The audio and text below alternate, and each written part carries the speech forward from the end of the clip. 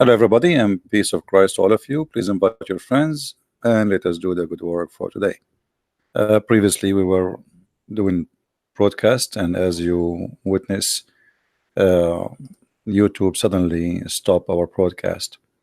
And thank God, everything is fixed. And by the help of those who send many complaints to YouTube, they reversed their decision, and absolutely, it was a false. Uh, you know, Imagine it says they're a scam. I mean, what scam? Why? Amazing. But anyway, they try always to stop us, and they cannot debate us, they cannot answer us, so they flag. But always, the truth will always win at the end. And we have tons of channels. Actually, the Muslims today, they helped me to finish full chapter translation in the Quran. Because you see, like always, when I start broadcasting, I mean, all day is busy, and I'm not finding really enough time to work in the Quran translation. So when this happened, I said, you know what? Who care? Let us go and finish one more verse or chapter in the Quran, and I finished the whole chapter translation today. So it was a good accomplishment, accomplishment. So thanks for everybody for your support, for standing with us, and remember, they flag us for a reason because we are doing a very important jobs. They cannot refute us, they cannot answer us, so this is the only solution, but it's not going to work. I mean, what a big deal. That's why I told you to subscribe to the other channels, because you never know. I mean, but the solution is very easy. Just a new channel, subscribers, people come, you know how to find me very easy, and you can share with everybody. They try to put stress on us, and for me, nothing can really like, I went through a lot of things in my life, and this is the last thing to be called a stress for me. I went through war. I mean, this is like a kids playing games. So if you think that this will be stress, that will be funny. Now today we have a topic. Uh,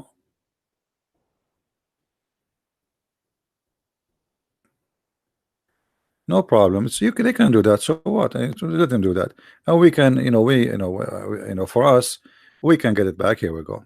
People, they start complaining, send emails to your YouTube, and we get it back in a few hours. So what? Let them play. And as I said, like each time they try to do something, it works for our benefit. Trust me. Here we go. I finished one chapter. Like if this was for like few days, then I will finish many chapters. So actually, it was not really good for me, because YouTube is kind of tempting to go and speak to people and to teach. But I like to finish the Quran translation. People are waiting for it, and me myself, I want to finish it too. So actually, me myself, I'm thinking to take some time where I do no podcast, nothing except finishing this translation. Like, it's because it's one-time deal. It's not like something you work in it every day. It's a book you translate, and that's it. That will be forever. So I'm going to finish this, because you never know. We might live for tomorrow, we might live for today, we might live for years to come. So I want to finish this thing. It's important. False translation is all over, and people don't speak Arabic, and they try to fool us. And remember, translating a book about religion is not just translating the book, it's about knowing the religion very well, because knowing the language not necessarily will give the meaning. You know what I mean? Because you need to know what this text is saying. So even if somebody study Arabic, or let us say, most of the translation actually is done by non-Arab, which is funny, like Shakir, Yusuf Ali, Biktal. I mean, none of those are Arab. So how somebody is not an Arab even translating the Quran? It's weird. And this is why the translation sometimes it feel like as if it's a software translation. Anyway, we always continue doing what we do, and we have our other channels where always you can find me. I will update you in Patreon or Minds or etc. In case something happened, always how to find me. And thank you again for those who support us. I really appreciate you. I saw how many comments, how many people were upset, and even many people send right away complaint to YouTube. I think this is the best way to do it. When they do something like this to me, I think the best way is, because we have subscribers by tens of thousands. It's not like my channel is not really small one. So if everybody send an email, I mean, you can imagine how big the impact can be. However, the Lord is on our side, and if the Lord is with me, who could be against me? I never worry about anything. Tomorrow is good, for tomorrow belong to the Lord. Now, today we have a funny topic, which is about where, as you see, I have a picture of India.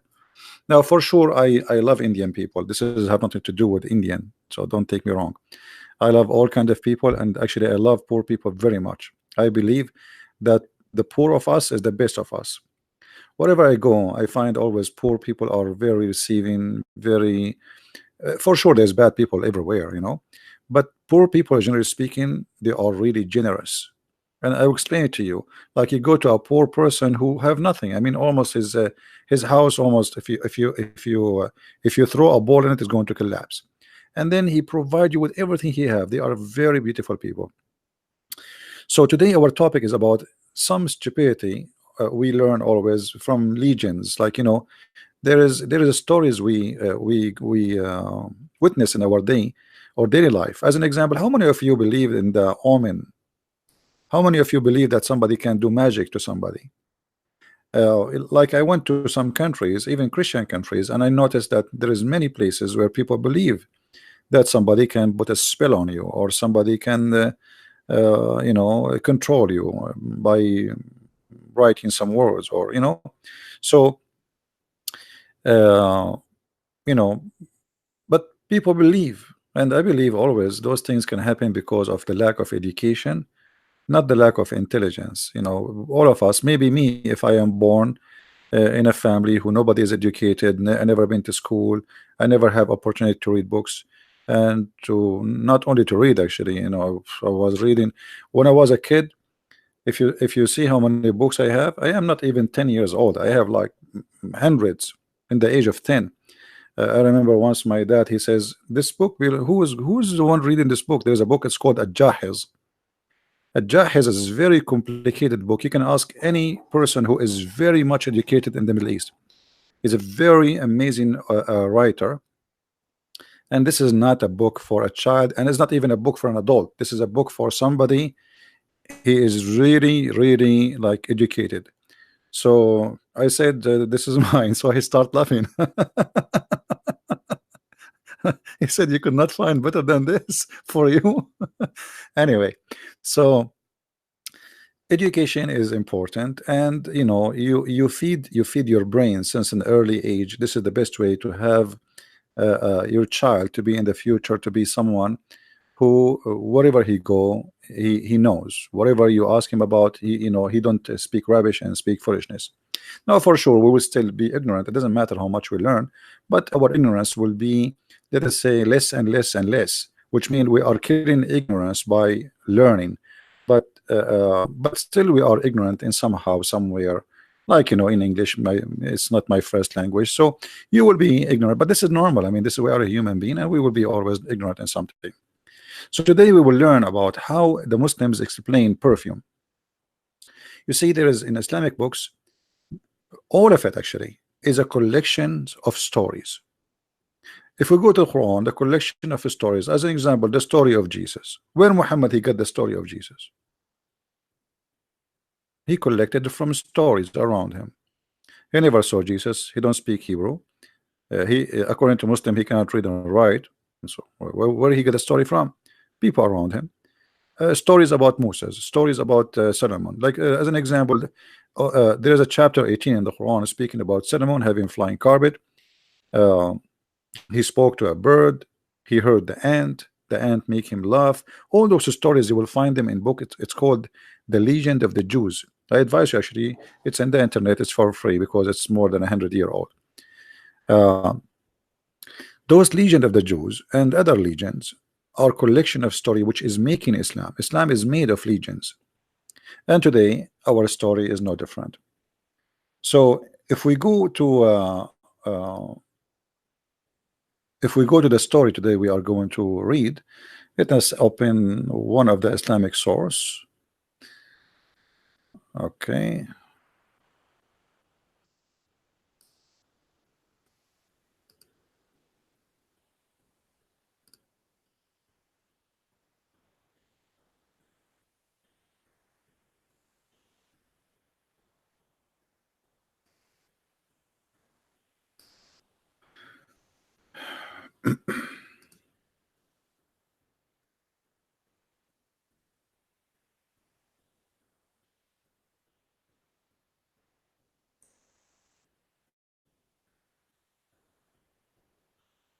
Don't tell me it's not going to open now. That will be funny. Okay, let's see.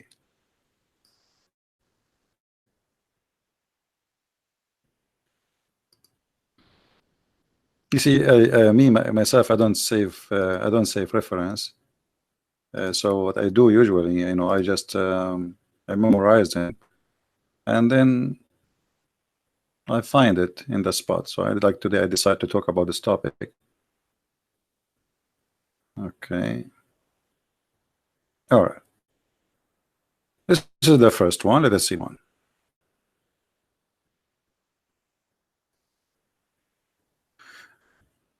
This is the book. It's called Al-Kafi.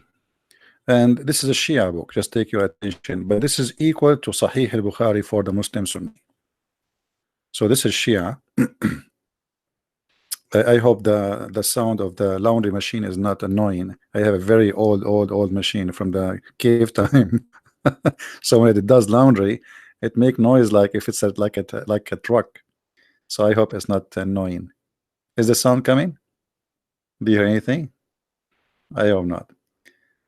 Thank you, guys. Thank you for the kind words. Thank you for all those who make donation. Read with me here carefully. Actually, sorry, the one who speak Arabic he can read, and we will use Google Translation for. But first, let us read in Arabic. We translate, and then we will use Google Translation. Here it says, the origin of the perfume, where the perfume is coming from. So the Muslims are trying to think like, okay, we have perfume, but where is the perfumes coming from? This nice smell. So what the story here is saying, that you remember Eve, she was sent from heaven, right? So she was in heaven and with her husband, Mr. Adam. So because she was in heaven, in her hair there was a smell of heaven. So when Allah he sent her down to the earth, and Eve, she used to comb her hair. And here it says, from Musa ibn Bakr, from he says, when Adam was sent down from heaven, he was sent down over a Safa. Remember, we spoke about a Safa and Marwa. A Safa and Marwa, it was two places where two little tiny hills or like mountains. Actually, they are not mountains, like they are a hill. One have a statues for a Safa and one have a statues for Al Marwa, male and female. So here the story is saying that when Allah he sent Adam and Eve, one of them was sent on a Safa, which is Adam, and Eve was standing in the Marwa. And then she did comb her hair by a perfume from the perfume of heaven. And when she was coming down to the ground, she said, what is the benefit of this comb, which I'm cursed by Allah? So she threw it away. She opened the comb. It's like, it's like a brush. She opened it, and then all the feather of this comb or whatever it's made from fly, and then it kept flying until it arrived to India. And this is why the Indian perfume is very famous. Here you notice the Muslim, by the way, they believe in this. This is not a joke for them. Maybe it's for you, it's funny, it's stupid, etc. But the Muslim believe in this seriously, and especially we're talking about the Shia now. But the Sunni, they have similar stories. So because Eve, she combed her hair, and her hair was Allah, He gave her a comb, or in the heaven she have a comb coming from, made in the heaven. Who made it, we do not know. That comb, it smells so good. Now the Arab, they want to explain why the Indian, they used to sell perfume. Obviously at that time, the only one, the Arab, they are getting their perfume from India, spice and perfume, etc., from India. So they want to explain why the Indian, they have perfume. Where is the perfume coming? This nice smell is coming from where? What is the source of it? So they come to a solution that when Eve, she was sent down to earth, Allah, oh sorry, she have a comb for her, the one she comb her hair with it, and this is made from heaven. And when she arrived to the earth, she said to herself, "Why I need this? Allah, He cursed me." She throw it away and she open it, like whatever it's made from, the brush, and all the feather of the brush, or whatever the container of the brush, fly all the way to India. And this is how we explain uh, having perfume in this earth. Now I'm going to use Google translation. uh, let us see, Google translation.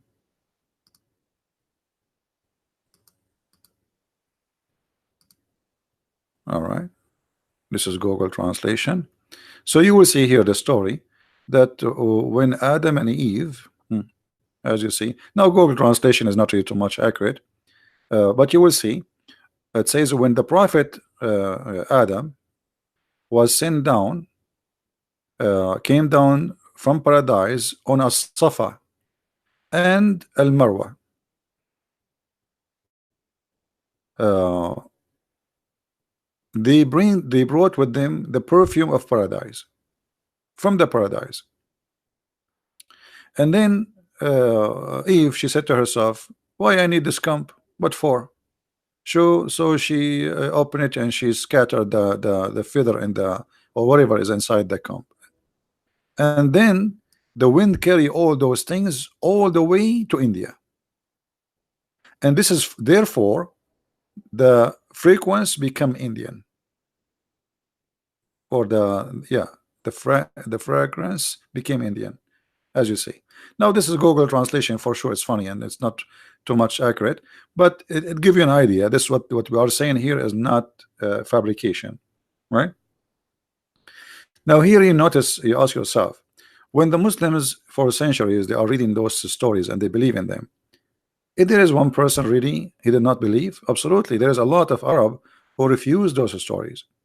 But in a land where nobody dare to say this is a lie, who dare? Islam sustains itself by the sword and by killing anyone who reject. So who dare to say this is stupid? Nobody. Even now, like even if you have a PhD now and you live in the Middle East, actually even if you live in the West, a Muslim, how many Muslim they dare to say this is stupid? All right, people they are going to the moon, people they are planning to go to Mars, and those people they are still thinking that this is how we have the perfume. Tons of stories, you cannot find any reason for them to believe except a human being he chose to be stupid. What about Allah? He sent down Adam and Eve as two chickens. I don't know, I think men, anyone heard of that before? I just remember it. Anyone heard of Adam and Eve sent down as a chicken before? Do we have any Muslim here?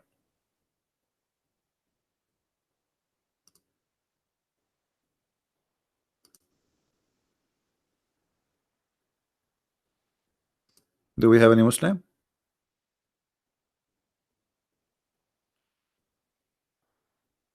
Guys, this kid, just ignore the kid. If somebody is a kid, we will ban him actually. We don't want the kid to be involved in chat with adult. It's not even safe for you to be here.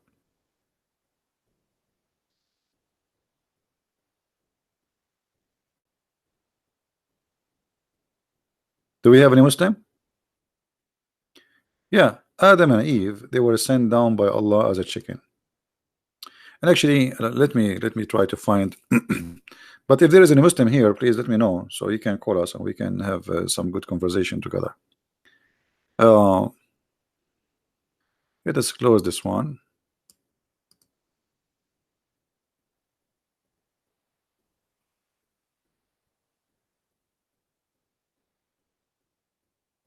And let me look for the other one. I hope I will find it. You know, always the Muslims, they try to present their religion as something fantastic and amazing and science and etc. But the fact, what Muslim books contain is beyond, you know, fantasy. Fantasy is nothing. All of Islam is based on fantasy. Like you go to heaven, you have virgins waiting for you, river of wine, a river of milk, river. Everything is river. Even honey is river. And actually, it's funny that honey, in order to make it running river, the heaven have to be really hot. I mean, it's honey. If it is really, it's cool, it's not hot, the honey will not be moving. Will be like, I know I describe it. It's going to be like a glue. It's not going to run like a river. But anyway, it's a fantasy. Now let us see here. Let me search for the reference.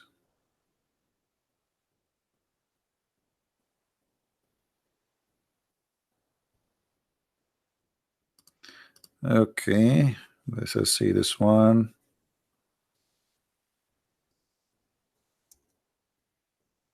No, not this one.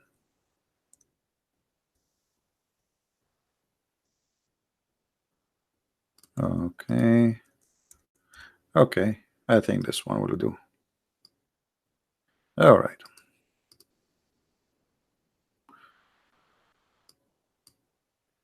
All right. This one, this is the book of Biharul Anwar.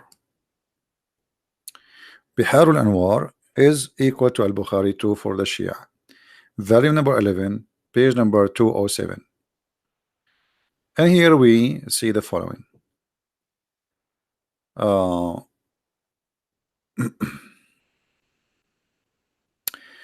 Where is Allahu Akbar is coming from?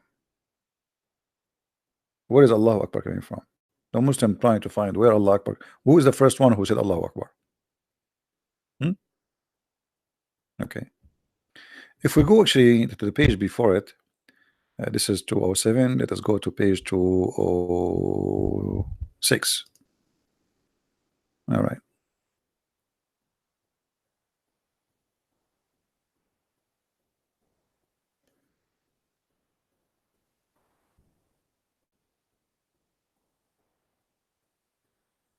Okay, let's see. Hmm.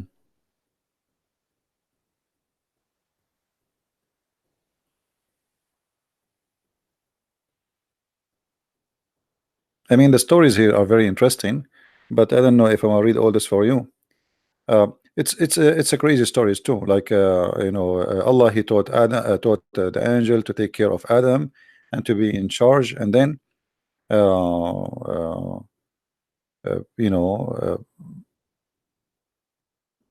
Allah, He told the angel to enslave all the creatures He have, and every year He gave a report, or let's say, and He teach them what Allah He wanted want them to do, and then Allah, He made this angel with Adam to remember the orders of Allah, and He remind him about it every year. And then when one day Adam, he decided to disobey Allah, so Allah, He took him out of heaven and He made him forget the teaching of Allah and the constitution of Allah, or let us say the deal with Allah, which Allah He put on him and in his son Muhammad. So Muhammad is the son of Adam, uh, which is his inheritance. Muhammad is the inheritance of Muhammad. And then He made him, Allah, He made Adam kind of a fool, and he is confused. But when Adam, he decided to repent to Allah, uh, Allah, He made the image of the angel into a white pearl, and then this white pearl He threw it from the heaven to Adam, and Adam was in India. Adam was in India. And here you notice why we always say that there's a strong connection between Hinduism and Islam. And by the way, the pearl we are talking about, this is the black stone. Later you will see that the black stone was white like milk, and then the sin of mankind made it black.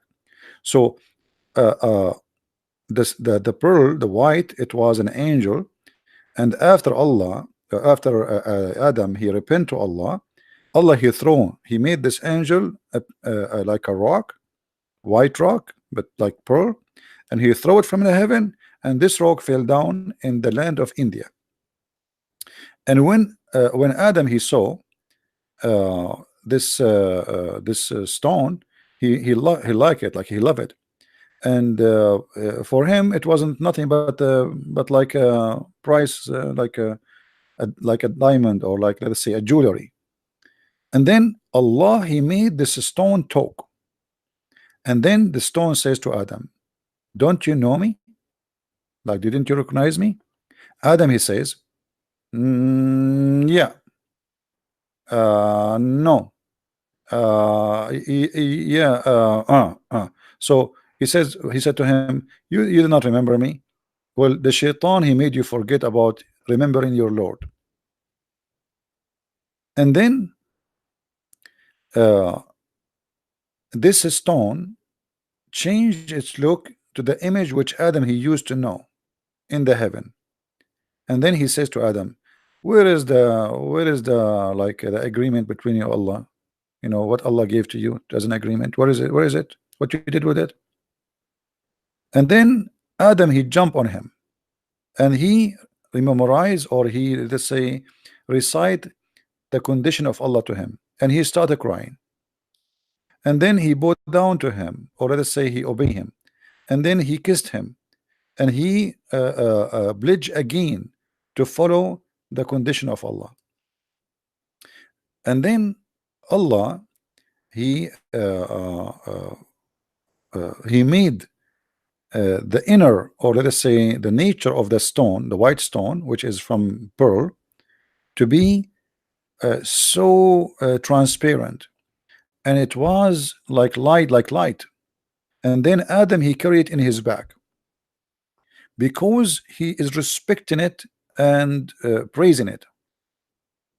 And then if he got too tired from carrying this stone, Jibril will carry it with him, like will carry it, like, okay, give me, like, I will give you a break, give me the stone, until he was able to bring it all the way to Mecca. And they keep doing that until they arrive to Mecca. And then every day they pledge to Allah, every day and every morning, every night. And then when Allah send Jibril down to his land, which means to Mecca, and he built the Kaaba, he landed down in that place, which is between the Rukun wal Albab. There is a place like in the Kaaba, you know, between the door, the corner of Yemen, where we told you before about the stones from Yemen, and the door of the Kaaba. And in that place, Adam he saw a vision, or he saw something. He saw the vision when he took the agreement with Allah. And then in this place, the angel, you know, he taught him the condition of Allah again. So now they are explaining why the Yemeni corner is located in that place. All of this to explain this. And then Allah he set away Adam from the Kaaba to As-Safa, and then he set Hawa to Al-Marwa, and he made the rock, or sorry, that rock is a corner, and then he says Allahu Akbar. So all this story to tell us why and who is the one who first said Allahu Akbar. Do you see it? Do we have any Muslim here want to say something? All this story, all this mad story to tell us who is the first one to say Allahu Akbar. It was Adam. So Allah he sent him down to the earth with Adam to As-Safa, Hawa to Al-Marwa. And then, by the way, if you notice, if you go in the Quran, you will find in the Quran it says that when the Muslims refuse to practice the ritual of As-Safa al-Marwa, which is the ritual of the pagans. So Allah He made a verse saying, supposedly, which is Muhammadaka Muhammad, you should know that As-Safa and al-Marwa is from ritual of Allah.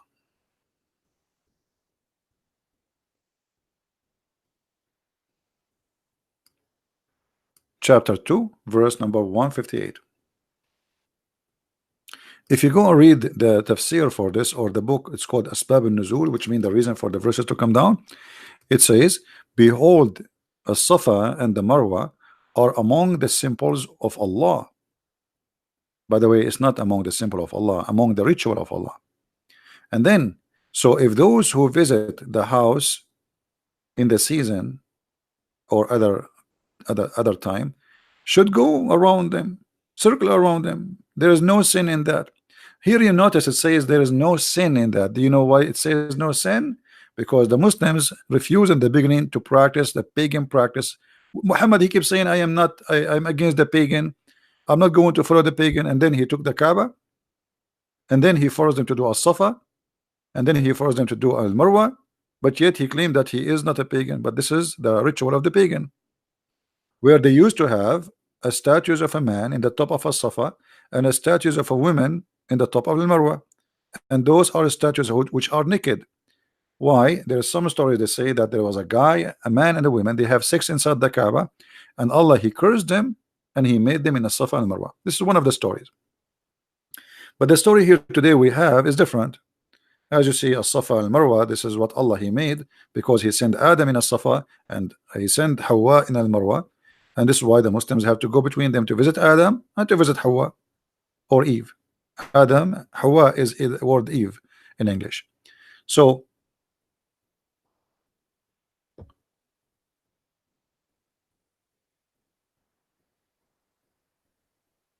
yeah, we would talk about the construction of the Kaaba, but let us focus on the topic, please. You see, if you have my book, you will see that the angels supposedly they build the Kaaba, and then Adam, he traveled from Sri Lanka, from all the way to from India, all the way to Mecca. And when he was in his way to enter Mecca, there was thousands of angels, 40,000 angels, praising him for coming to Mecca. And they told him, you are late, we are going around the Kaaba for 40 years before you. And according to the story, Adam himself, he did Hajj 40 times only. So imagine how silly it is. I mean, you go all the way from India, you come all the way to the Kaaba. I mean, why you don't live there? Secondly, how a person who live in Sri Lanka can come to Saudi Arabia? If I go now, let us open the map.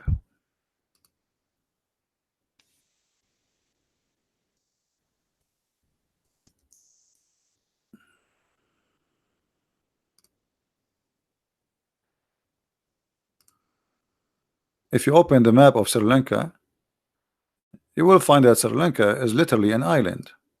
Okay, how Adam he came from Sri Lanka to Mecca? I remember at that time, I mean, this is one guy deal. It's not like they have they don't know how to make a ship. We are talking about a person. He is coming naked to earth, totally, literally naked. So what? How this guy he came from Sri Lanka?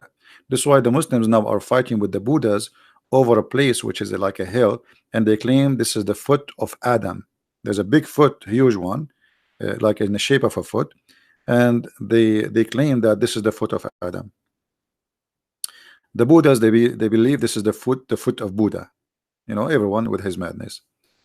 So Allah he sent Adam all the way to Sri Lanka, and then he went all the way from Sri Lanka to Mecca. But how? I mean, this trip is really stupid. I mean, what is that? How this guy can go to Mecca? Look where he will go. How he will go?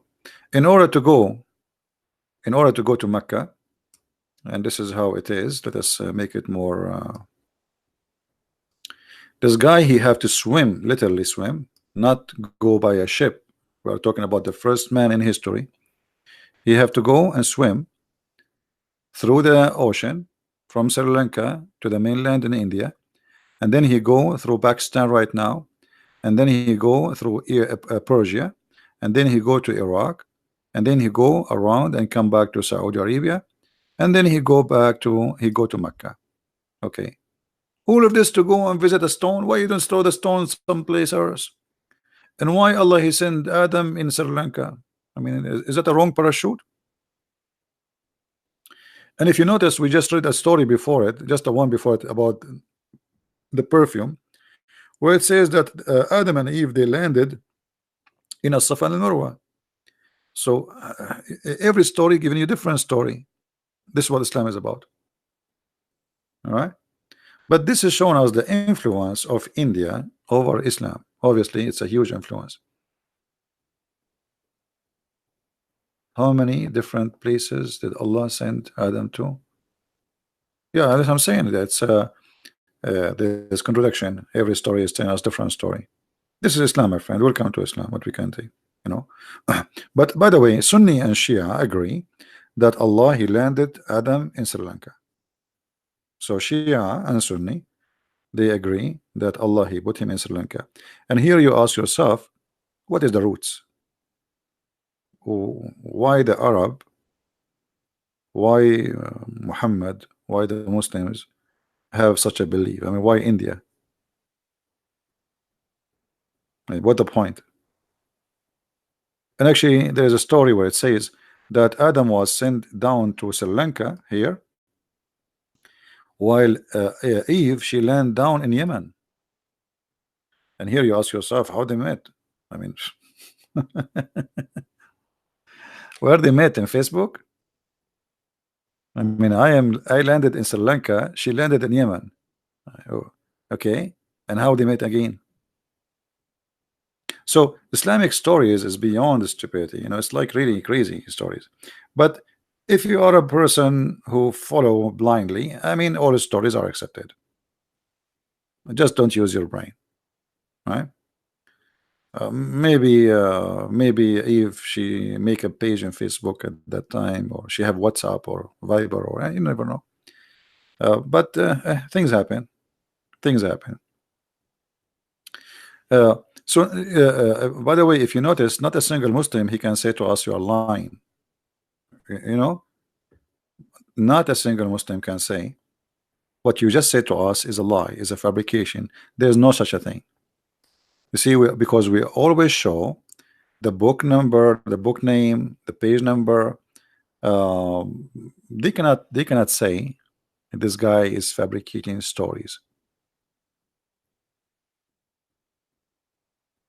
They cannot.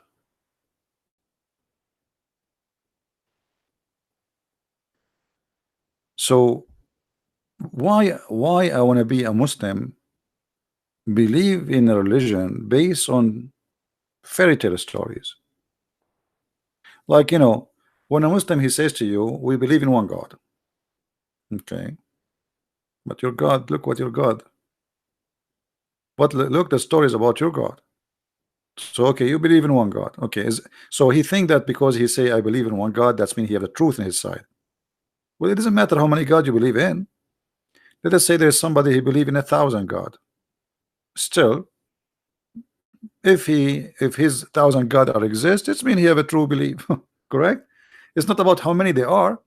It's about if they are true or false. How many will not change anything. You can believe in one, you can believe in a half God, a quarter God. so so you know, we cannot say okay, because this person they believe on God, obviously he have a true religion. There is many religions who believe in one God. There is a church, it's called the Church of Satan. They worship Satan, and Satan is one God for them.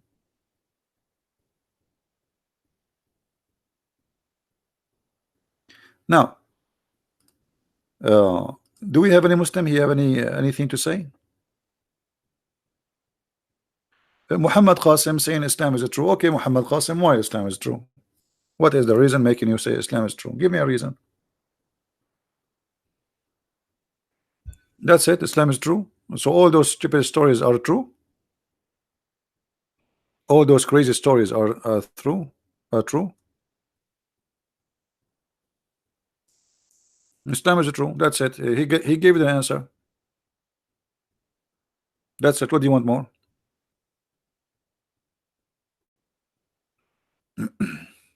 All right. Read with me, Mr. and Mr. True.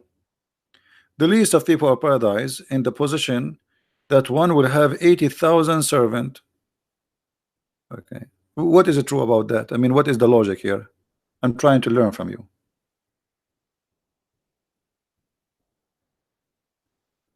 Hmm?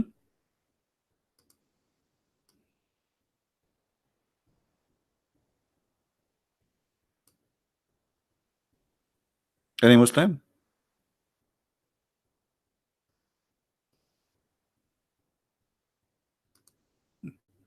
Islam is true. Look at this. If Islam is true, what kind of God he says such a thing? Is that from God or this is from a crazy person? 80,000 little boys. Those 80,000, they are not even men. They are little boys, as the Quran described them. They are little youth, and they are very white like pearls. Islam is true. Your bedroom is going to be a tent. I am in heaven and still I'm a tent. Yeah, because the one who made Islam is a Bedouin man. Still, he is speaking about tents. So it's going to be a tent, but it's made from pearl. Now, the distance of this tent is the same distance as between Damascus and Sana'a. Sana'a in Yemen. More than 1,200 miles. I don't know, convert that to kilometer. This is the bedroom.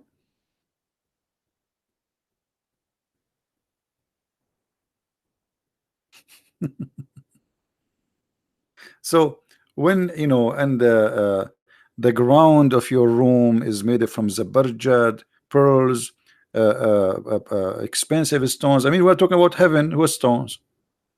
What is the value of expensive stones in heaven?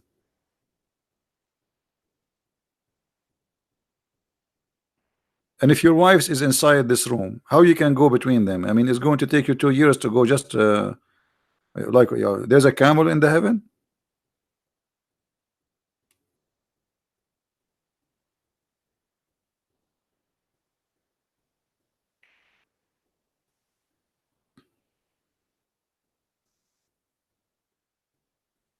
Any Muslim? So we can say as we wish, we can claim as we claim, but the reality is different. This is cannot be true. Obviously, there's an extreme promise here, and the extreme promise does not even fit with any kind of logic. God, He created Adam and Eve. He did not create for them 80,000 little boys to serve them. And what the point? If in the heaven your food will be ready by wishing it, your body will be huge. That will make it even more stupid. Because why Allah will increase your size of your body? Size is relative. Are you going to fight there with the ants or what? Guys, our body will be huge. As long you are talking about the body is huge. Is it true that Adam was 30 meter tall?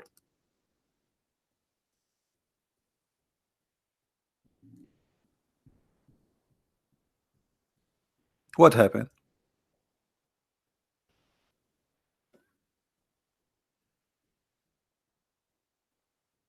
Hmm? 60 arms. I don't know. Convert 60 arms. 60 arms, actually, no, not 30 meter. 60 arms will be, every arm is like 90 centimeter, I think.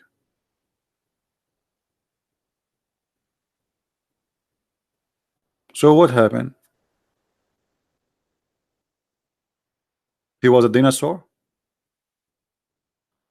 This is why you will see the Muslims, they have images of Adam grave, which is a fabricated image. I mean, what grave? They have a grave of Noah too. Muslims have everything.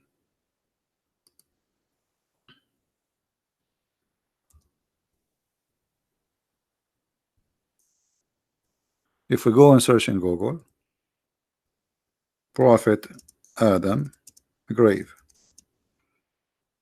you will see what I'm talking about. Let's find it. Look at this, guys. This is the grave of Adam. Take a look.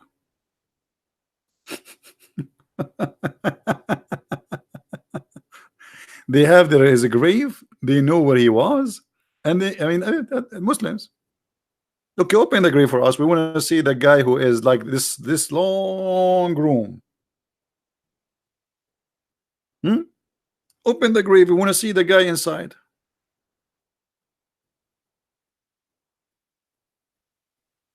What do you mean no screen? No, the screen is on.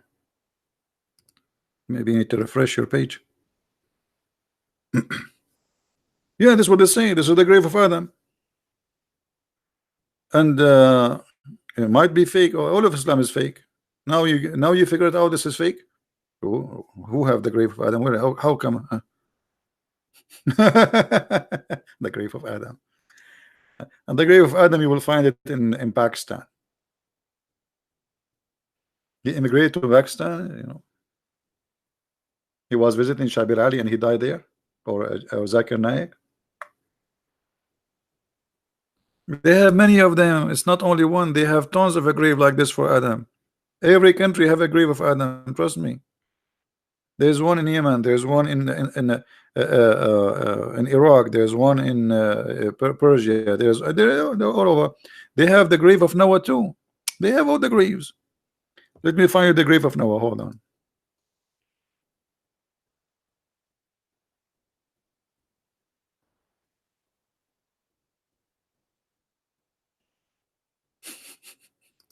It's funny, isn't it?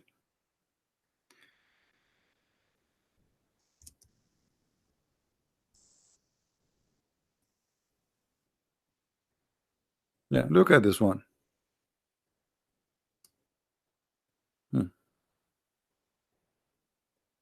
This is the grave of Noah. This is one of the grave of Noah. There's many of them. Look how long it is. But you will notice Noah is shorter than his father. We have to be honest here.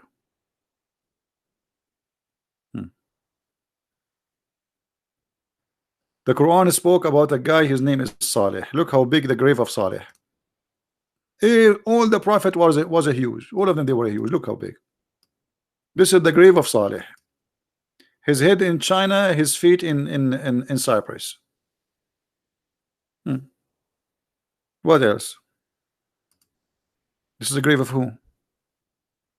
See, this is a different grave for Adam. This is a different one. Okay, let us see something else. 210-foot long, largest grave in the world.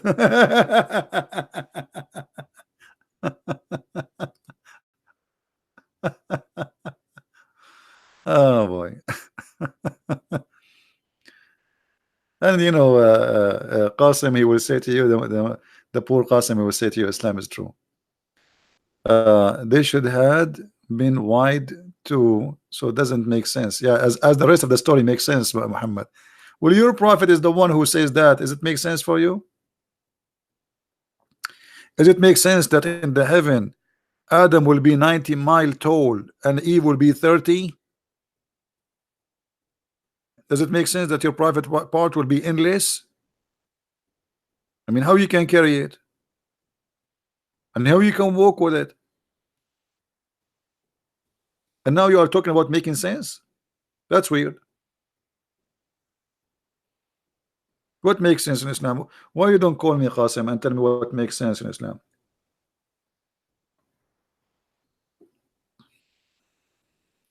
Do you like to call me and tell me what makes sense in Islam? Whatever the prophet he says is truth. Oh, okay. Yeah, this is the logic. Guys, whatever the prophet says is true. This is who? Who is this prophet? Hold on. Prophet Daniel. Look, even the Prophet Daniel is in Uzbekistan. Prophet Daniel, you know.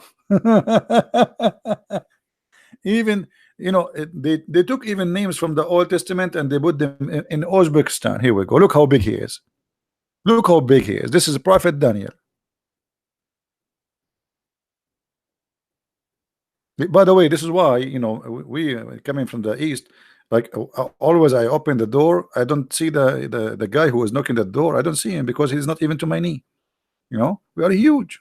Yeah, this is Daniel. This is Prophet. Okay, what you can say? True story. Who is this guy? Yeah, this is Daniel too. Welcome. Who is this guy? Look, this is other grave for Noah. Look how many grave they have for Noah. And look like the grave is not straight because it's so long. And they cover him with the blankets. Anyway, look, this is another grave for Noah. Like how many grave for Noah there is? This is a different one. Look, this is different grave for Noah. Different location, different place. Hmm.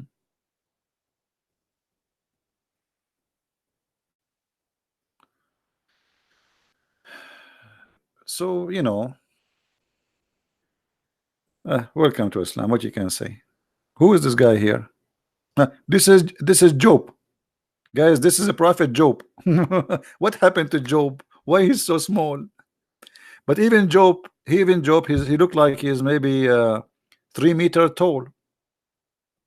You see, this is like 3 meter and a half. This is the prophet Job. Hmm. Muslims, they have everything. Any prophet you want, which prophet you want, anything. I'm just clicking at pictures, by the way. I mean, like this is what prophet who? Yeah, this is Job. Okay, this is Job too. Unbelievable.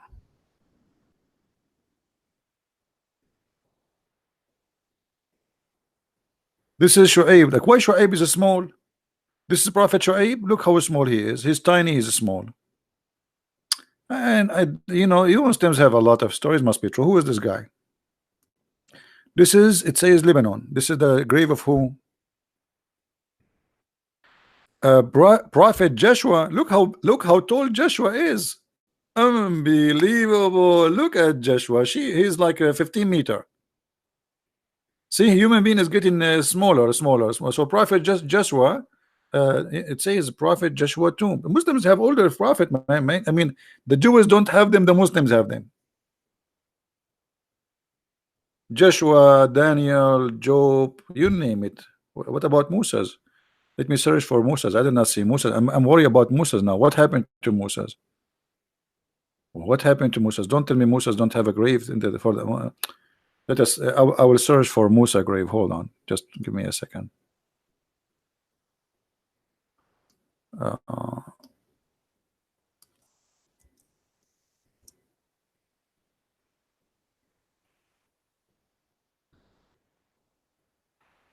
I will really be upset if there is no Musas. I mean, come on. That's not even right. This is Prophet.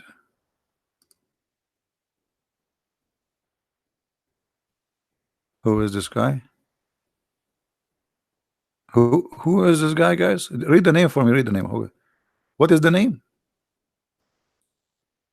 Elisa? Prophet Elisa? What do you mean? Who's that?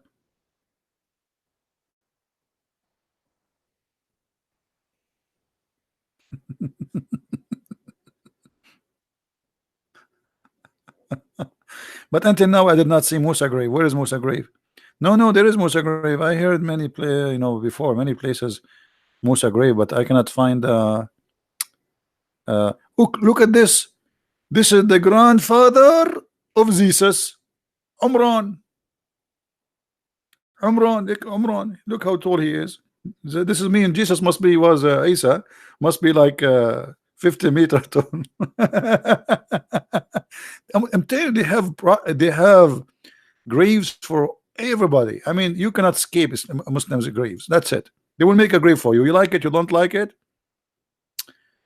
I cannot. Let us. I will search in Arabic for the grave of Musa's. Uh,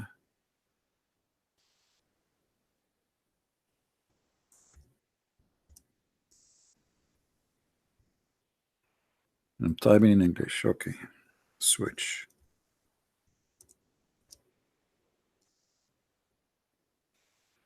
Okay, here we go.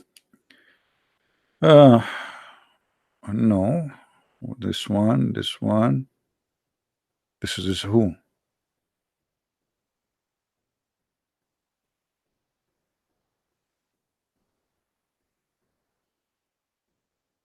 Who is this prophet? Hold on, I want to see who is this prophet. Uh, this is, yeah, this is the grave of Musa's. Here we go. We found it. What do you want more? Here, this is Musa's grave, brother. What do you want more? All right. Are we happy?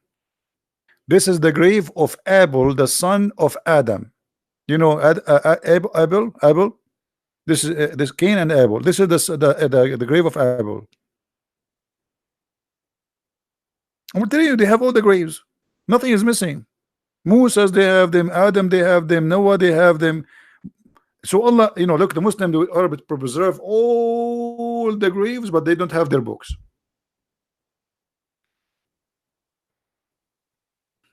Hmm. Yeah, in Arabic we call him Qabil wa Habil. I mean, Islam, my friend, it's the only religion can preserve anything. Yeah, this is the grave of Moses. But I don't know why Moses is not so tall. Like he looked like maybe 12 meters, 13 meters, something like that. He's tall, but still shorter than me. Yeah, Cain and Abel. Yeah, yeah. That's it. I mean, what do you want more? They have all the graves. Any grave you want, they have it. Welcome.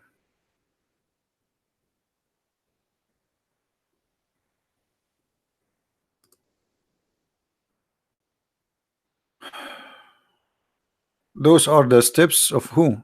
Any Muslim can help.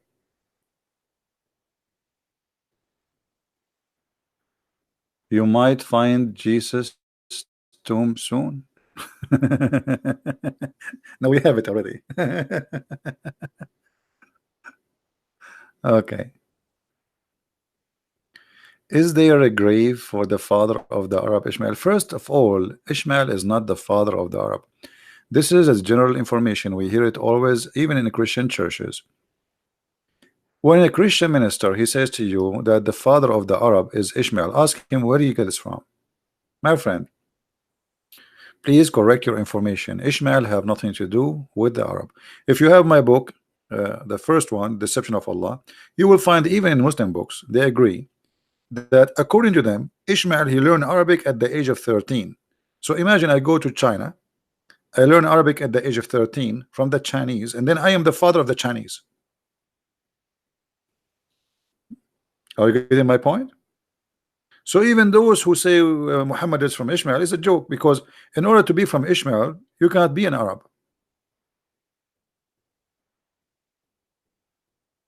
Oh, okay, being sarcastic. Okay, yeah, but because this is always something we hear from Christians that the Arab, the Muslims are from Ishmael. First of all, the majority of the Muslims are not Arab. Secondly, the Arab is not an ethnic group.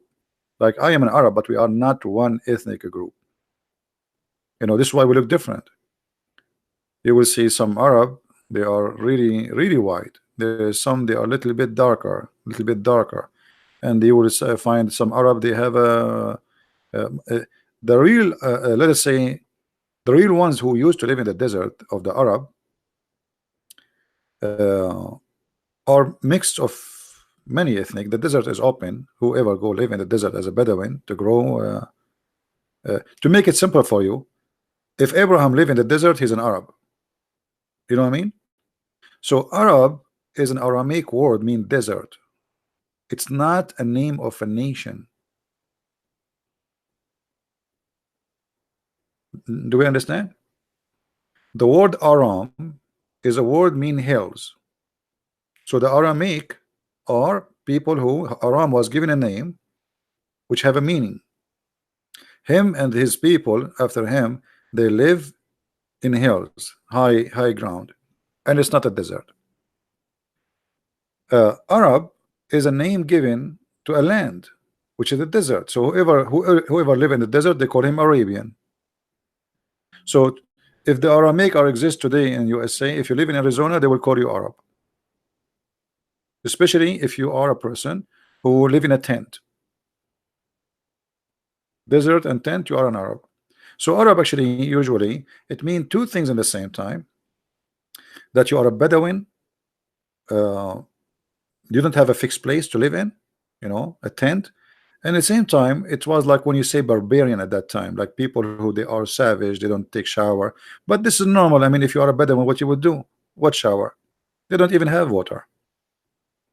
So they smell bad. Well, it's normal because they live in the desert. For me, when I was a teenage, we used to go for hunting. We stay in the desert for 15 days, and by the end of 15 days, and we are just going there for fun, you come back and you smell like really bad. I don't want to use the word, you know, because you sweat and there's no water. What water? We have water with us, which is, you know, for drinking, and we have to be careful about even. And if we find water, even that water mostly is not really that good to drink from it. If you try like wash. So people who live in the desert, they have a tough life. This is why when the Arab attacked the Roman, the Arab they are savage, and they can win a war better than somebody who is spoiled. Like now, if you have a person who is a farmer and you have a person who work in an office and you tell them, okay, let's fight, who is the one will win? You know the answer. The guy who uses his muscles all day long. So a Bedouin who spent his day in the top of the camel or the horse in the sun between his animals, he is a tough person. And even Ibn Khaldun, which is not an Islamic philosopher, Muslims accuse him to be an atheist, he said that the stage of a state of the Muslims is a three stages. The first one is the most strong one. It is the stage of being savage, a Bedouin savage. Then the second stage is when they are in the middle between Bedouin and civilian, and here they are weaker. And then he says the last stage when the Caliphate destroyed, when the Muslim became comfortable and wealthy, and then they are not able to win a war. So to be savage, it was the key point to win a war. This is why Muhammad, he says to you in the hadith here, I've been victorious by terror. Why he was victorious by terror? Because his soldiers are savage, and like ISIS now. ISIS, when a little town here that ISIS is coming, people will be terrified. Those are criminals. So I was victorious by terror. Why? Where the terror is coming from? Because you have an army of savage. You understand? And actually, until now, Western, they cannot win a war with anyone because they are not being savage.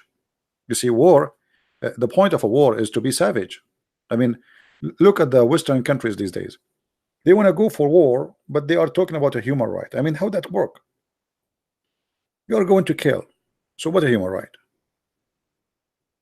So, oh, we are sorry, we bomb a village and there is some civilian. You are on war. So they would never win a war. But if the Afghani Taliban, they have nukes, they will be happy to dump their nukes on USA. The savage would win. So, even now, if you are not really savage, you will not win a war. Because war is about killing, it's not about giving hugs. So if you are worried about hurting the feeling of the enemy, well, you will never win. And this is why, they went to Iraq, but they are not going really for war in Iraq. They want to establish a new country, but that would not work. Same as what happened in Afghanistan. They are there for 20 years. They will never win a war there as long you are not savage. You know. So when you fight with a savage, you have to be savage. Otherwise, you will never lose. You will never win. So he can do whatever he want to you, and you cannot do anything to him. This is useless. So why you go in war with those people? And here, by the way, I'm not taking a favor of any to be savage or not. I'm just stating a fact about who can win a war. You know.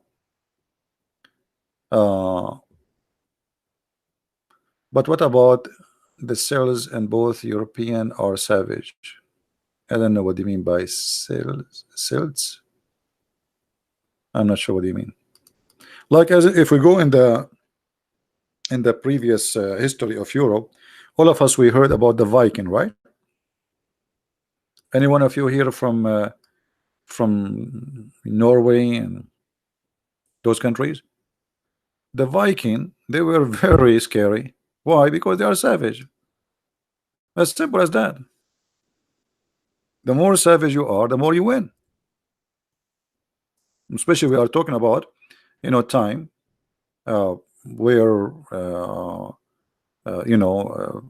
it's a fight by sword. It's not a fight by technology and being, it's about being savage. Savagery bring you victory at that time. You see, when Genghis Khan, he came, he destroyed the Islamic Caliphate. Why? Because he was more savage than us, the Arab. So when he attacked us, we were comfortable. We are wealthy. We have palaces. We have a lot of slaves. We eat a shish kebab every day, and it's life is fun. So when the savage came, Genghis Khan and his army, those people, they take a shower with the blood of the horse. They drink from the blood of their horse. Until now, actually, in those countries in Mongolia, they drink blood of a horse. It's like a meal for them. So when a savage came, he's more savage than the savage. The savage conquer the previous savage. That is history. And Muhammad was able to conquer because he was a savage person, not because the Muslim, he says Muhammad, he was a merciful for mankind. What merciful? Where is his mercy? Same as the Roman, when they were savage, they were victorious. The more they became spoiled and not into they were like losing ground until Rome disappeared. You own the slaves. Why? Somebody told you I was born 2,000 years ago?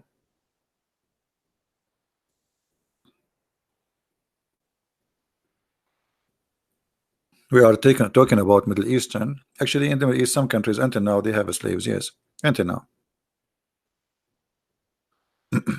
And the Bible speaks clearly. Jesus says the one who live by the sword, he die by the sword. Because you will be savage. Well, savage will come to you, will fight you. You are not the only savage in this earth.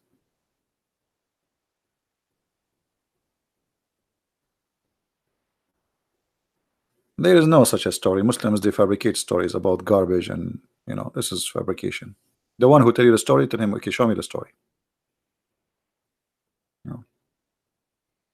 All those stories is a fabrication. Now, do we have any Muslim here?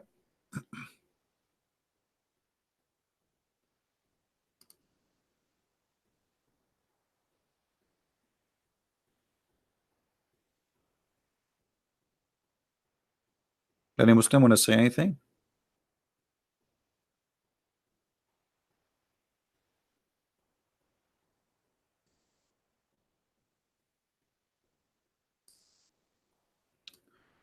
Just a question. I know it's off the topic. I read one. Muhammad said difference between construction, the Kaaba and Solomon Temple was 40 years. Well, there's tons of stories, I mean, Muhammad, for some reason, he's stuck with numbers like 40 years, 70, 72, And I find that those numbers are coming from the Old Testament, from the Bible. So how many days Jesus he fasted? Guys, how many days Jesus fasted? 40 days, right? And then you will find Muhammad, he stuck with number 40. Jesus says, if your brother, he did something bad to you, forgive him how many times? 70 times. Muhammad is stuck with 70. All the story of Muhammad is a copy from somewhere. And Muhammad, he copies tons of words, even from Jesus' mouth himself, directly. I will show you an example.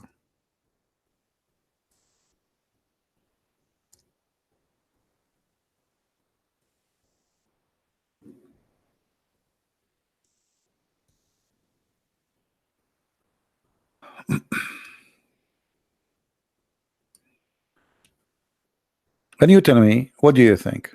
I'm not going to make any comment.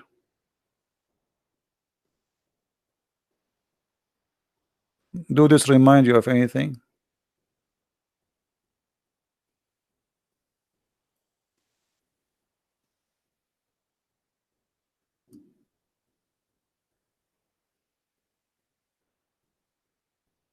Hmm?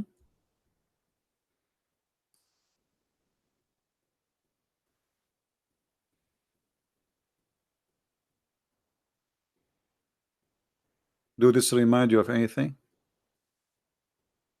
Muhammad is using? He's just changing a little bit in the numbers, He is using the same example of Jesus teaching, etc. So this is how Muhammad work. All his story is taken from somebody.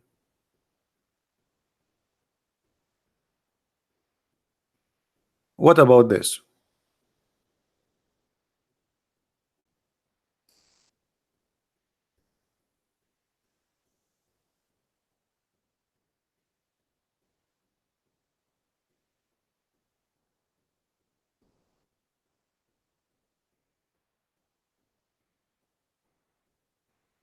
What do you think?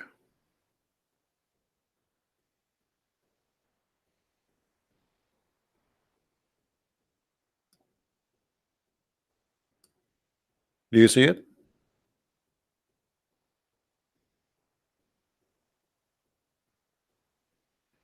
Actually, once I have a sheikh. He says, ha, ha, ha, ha. Okay, Christian Prince, I have something you cannot answer. I said, what? He said, it found in science that mustard seed is not the smallest. So this is a scientific mistake. I said, are you sure? When Christian Prince he say, are you sure? That's mean there's a disaster will happen. The Abdul, he said, I'm very sure. He's a sheikh. I said, are you sure? Very sure. Are you sure? He said, yeah, I'm very sure. So, okay, so why Muhammad Allah he used it? Here we go. The second I showed you them in the Quran, he said at that time it. I mean, he start like now to try to like because he want to cover, like he was saying this is stupid, this is an error, this is a mistake, this is a as usual, you know.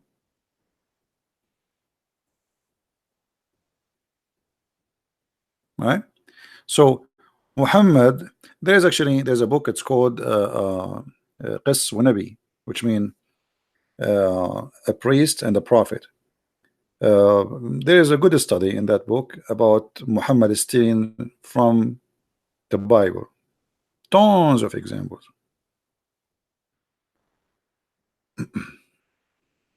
Do we have any Muslim?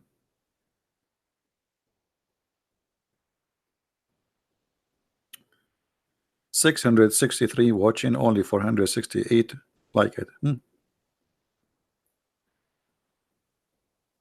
Do we have any Muslim want to say something?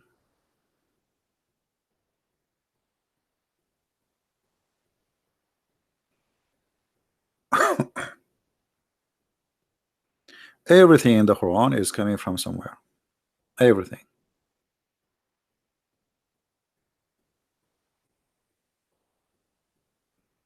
And if there is any Muslim want to say this is not true, get me busted. Feel free.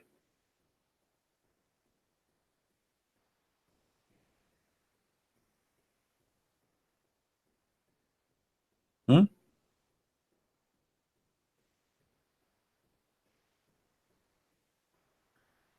Uh, make your next book of all 100 million people, the Muslims. You see, like speaking about how many people get killed, this is a work of a historian who have a very massive knowledge of history. I have a good knowledge in the religion of Islam, not really because in order to prove how many people get killed, this is not in Islamic books. Muslim will not say really how many people they killed. So you have to trace numbers in different books. So that is a work of a historian.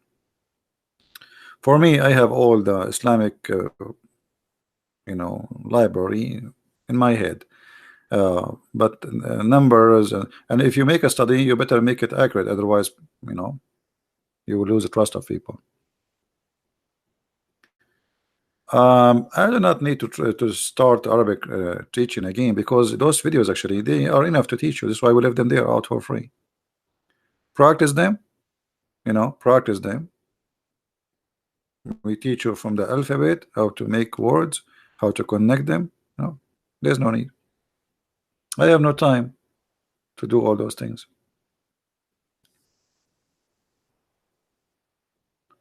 Well, I mean, what do you think about preacher getting jailed? Why Christian in Canada don't support them?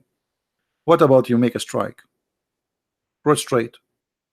Where is the Christians in Canada? There's millions. They are the majority. So one of us something happened to him, and the rest they don't care. The government they don't care. The government they care only for those who they fear them. The Prime Minister of Canada, he just have a meeting with the Muslims asking them to vote for him. Huh? Why he meet with them? Because he know they are organized and they do things together. Christians they don't. Right? So when you when something happen, like now the Muslims they flag my video. Many of you send an email, and YouTube took the flag off. Organized work. You see, when we are united, we are strong. When we are divided, we are weak. This is why always, through history, how we lost the Constantinia, which is today is Turkey. Simply, the Christians were divided. Division is the best way to conquer. Divide and conquer. This is why, for me, I fight against division. That's all of us, we Christians, and for me, the word Christian means Catholic, Protestant, Orthodox.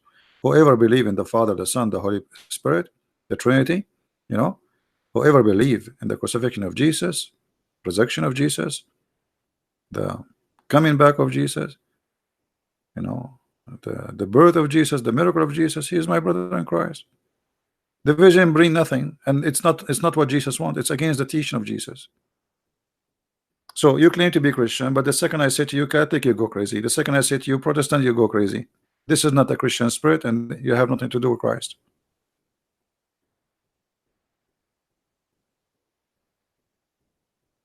We call him in the Aramaic, we have many words, but if you are speaking about the words, it's exactly the same as in the Hebrew, because our Bible is using the Hebrew words. Elohim, Jehovah, Yahweh, etc. But the word God have many words in Arabic, like Rab, Ilah, which is same, actually same coming from Aramaic. All those are Aramaic words anyway.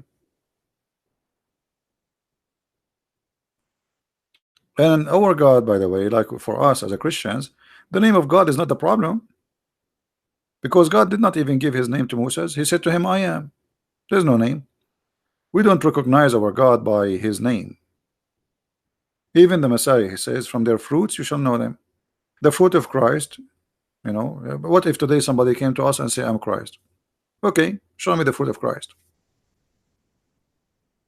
From their fruits you shall know them. Muhammad, he came, he claimed to be a prophet. Let us say Muhammad, he changed the name of his God and he called him Elohim. That still will not make any difference. I will give you example. The Jehovah's Witnesses, they have the same names we have in the Bible, correct? But they are cult. So we are not rejecting the cult of Islam because of the name of God. This is silly. This is stupid, actually. It's like somebody he have a donkey and he put a sign of Rose Rise in his donkey and he says, hey, I have Rose Rise. Changing the name will not change the quality. So our rejection have nothing to do with the name. This is not the reason. It have to do with the quality and the truth.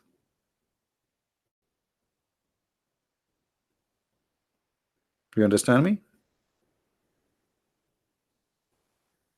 So I'm not against the God of Islam because his name is Allah, even if though that Allah is a word mean Allah, you know, and Al is simply the word mean God, and Allah is the name of the God of Islam. His name is not Allah.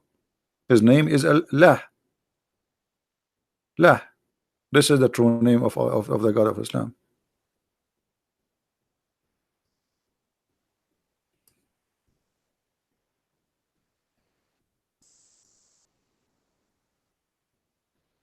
But you know, for you, you don't know Arabic, and the Muslim they say to you, do you know that the Arabic Bible translation they use the word Allah? This translation.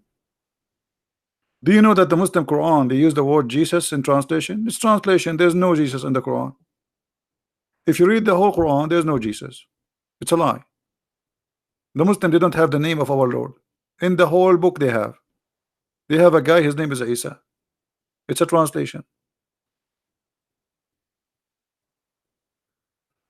You know what I mean?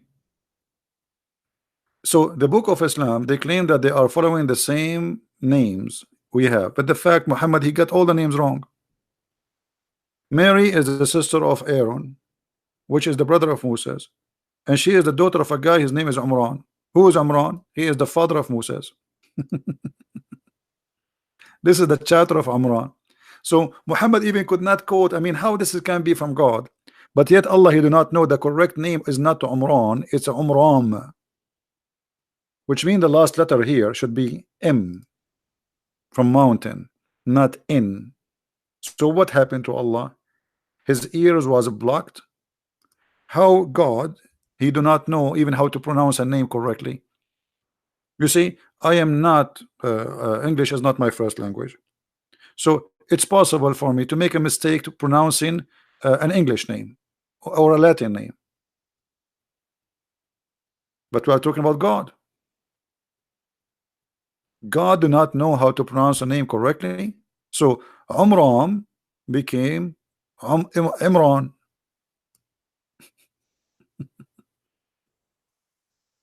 Well, how is this happening? The God of Muhammad do not know. Look at this madness. Here we go. Alif Lam Mim. You ask a Muslim what is that? You say to you it's a miracle. Nobody knows what it means save Allah. Look, what the heck? Okay, I'm going to make a miracle now. If M Jim letters. How this is a miracle? How this is a miracle? What make it a miracle? So I will make some letter put together and make a miracle. It's a miracle. If you have my books, you will see what the miracle is about. And look, from the beginning, you will see the Quran, something wrong with it. Look, Alif Lam Mim. Okay, what the heck is that? I don't know. Allah, there is no God but He. Okay, how Allah? He says Allah, there is no God but He. Didn't He say I?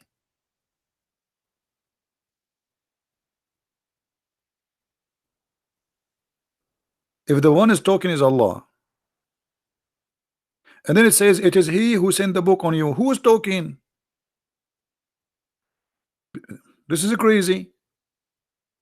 Who is the one is talking there? You ask the Muslim, they say to you Allah. Okay, how Allah He say it is He?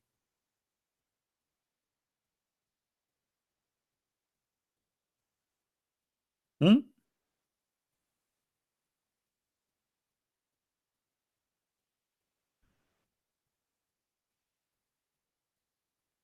Any Muslim?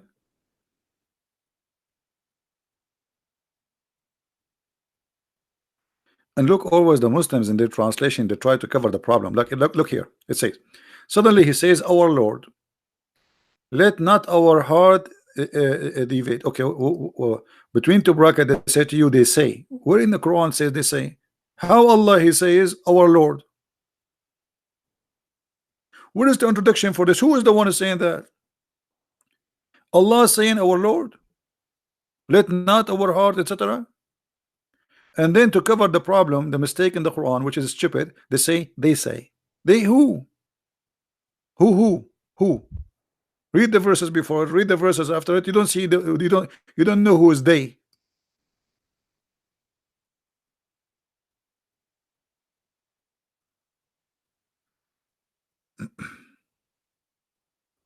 And uh, there is a question no Muslim can answer. Where was Allah before the 7th century? Before Muhammad? Which books his name appear in? Any Muslim can tell us? Which book before the book of Muhammad mentioned the name of Allah?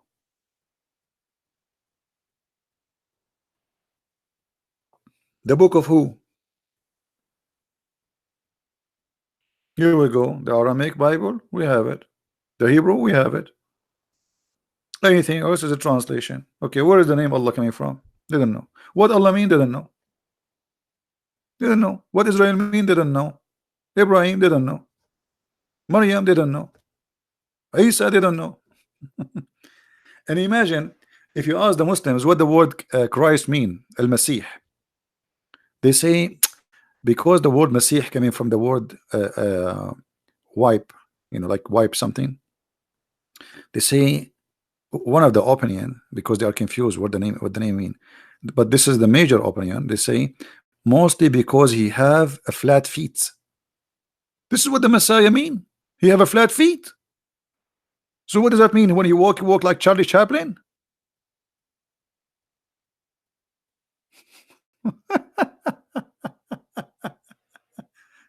Because Islam is a theft, so they know nothing. The Messiah, the word Messiah, according to Muslims, because the Messiah have a flat feet. Yeah, sure, we have Aramaic Bible. Yeah, you can download it online. You see, there is Aramaic Bible, which is a translation for the Bible, and there's Aramaic Bible, which is written in the, because Aramaic is two languages. There's Eastern, Western, there's ancient, there's a newer. So Aramaic is not only one. I mean, there's different between Aramaic. But if you remember, there's books in the Old Testament written in Aramaic. And why? Because the Jews themselves, they were enslaved by the Aramaic people, the people who speak Aramaic, the Assyrian, right? And the Messiah was speaking Aramaic too.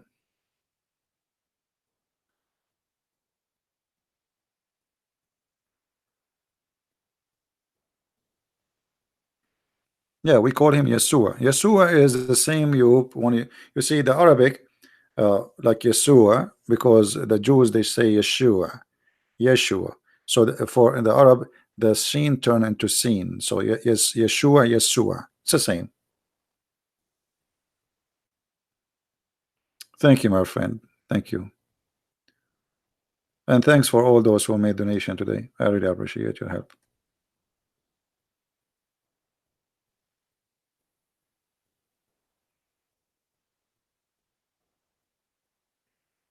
But anyway, if you try to study this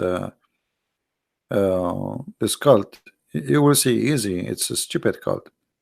And look, if you read the chapters in the Quran, you will find there's no connection between verse and verse. This God, he cannot be God. He is suffering from a flight of thought. His brain is not functioning. There's no connection between what he say.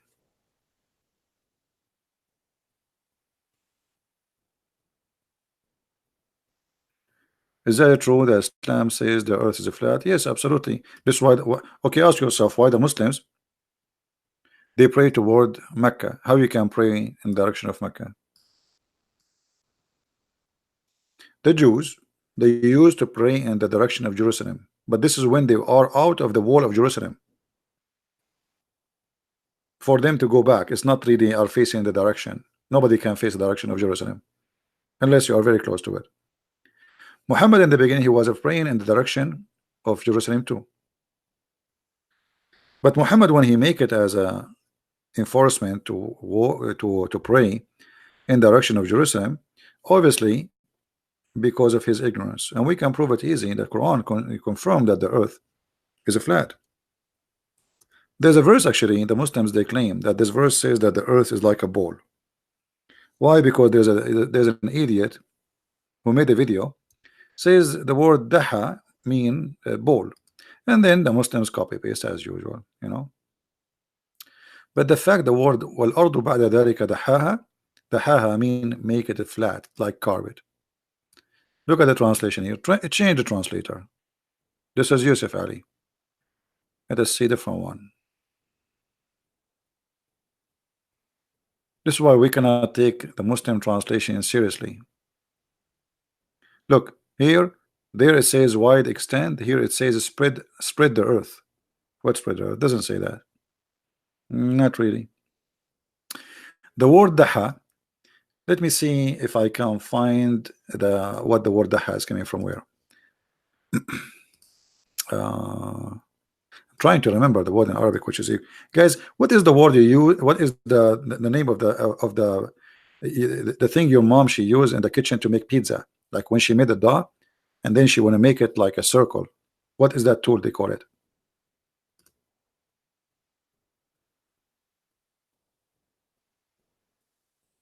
You know what I'm talking about? The piece of wood which have like two handles. No. Rolling pin, maybe rolling pin. No, yeah, we are talking about the one you push in the top of the dough after you make it. Let us see. Yeah, here we go. This one. This is what the haha is coming from. So he used that rule to make it flat, the same as the bread. All right. This is exactly where the word the haha coming from. So here, when you see the translation, it says he spread the earth. The translation is a true and false at the same time, because it spread the earth and he made it flat, not spread. What spread?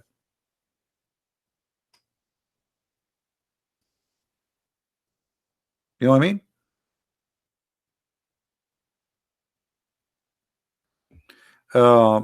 And there is many verses, you know, as an example.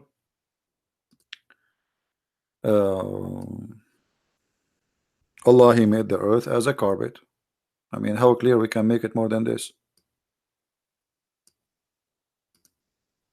Chapter 71, verse number 19. And look at the translation. He made it wide expanse for you. It doesn't say that. It says carpet. Let me show you. Hold on. Let us open the interpretation website, so you will see how they lie in the translation. This is why I'm working in the translation for the Quran. You cannot trust their translation. Never trust. Because they knew if you translate it accurately, you will use it against them. This is the point. And actually, if you change the translator, you will find other translator getting Islam busted, even though they are Muslims, but by mistake they did not notice that this will be a problem. You know. Okay, chapter 71, verse number 19. Okay.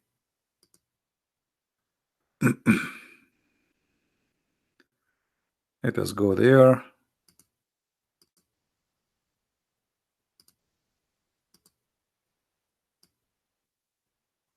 All right.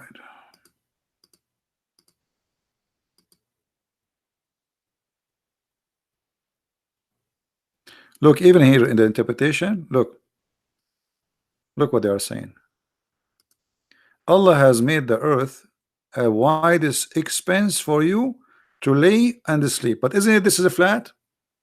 Why you don't say it says a carpet? It literally, it says the word carpet. Besought anyone who speak Arabic in you.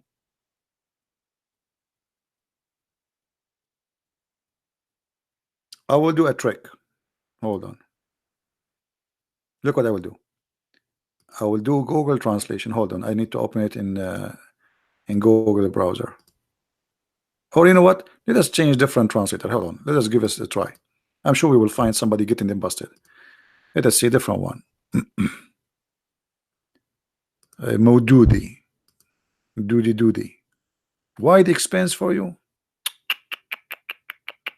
Until now, all of them they are wide expense for you. Arbery. Oh, look, this guy Dirabadi. What expense to you? All of them until now. Look. Ah, look at this guy. Finally, we got someone. He say it as it is. And God has laid the earth for you as a carpet. Okay, ask yourself, why all of them they were saying wide expense, nobody's saying carpet, when the word in Arabic is carpet.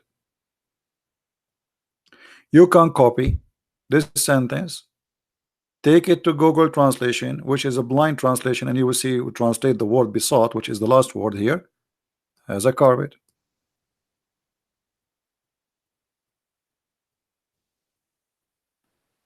All right, so the earth is flat,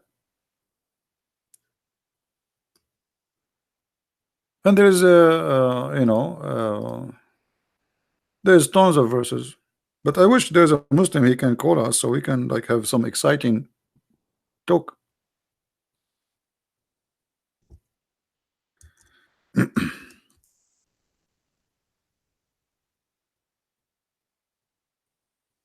Any Muslim? We like to hear you. I mean, he can prove us wrong. Actually, there's many videos on the internet, by the way, by sheikhs. They are saying whoever believes that the earth is a flat is stupid. First, it's against Allah teaching, so they say that loudly. I mean, it's not.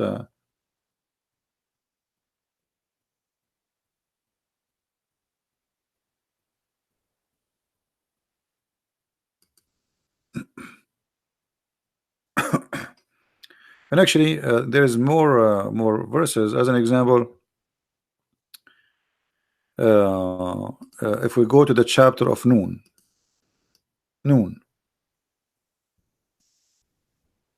just to show you the science of Islam. Chapter 61, verse no, 68, sorry, verse number 1. Noon, Allah swear by noon, and then he swear by the pen. What is noon? If we go to the interpretation, 68:1, this is the official government website of Jordan, owned by the king. Verse number 1. Man, nothing will work in this website. Look, I click, finally. You have to click like 1,000 times. Nothing work in the Middle East, my friend. Welcome to the Middle East. All right. Look at this. This is how always the Muslims understand the earth and how it works. Let us see if we can zoom better. Let us see. Hold on.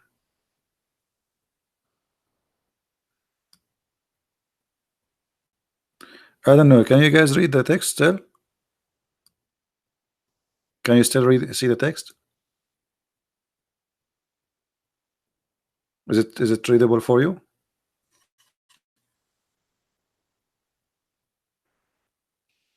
All right. From his authority of Ibn Abbas is the cousin of Muhammad.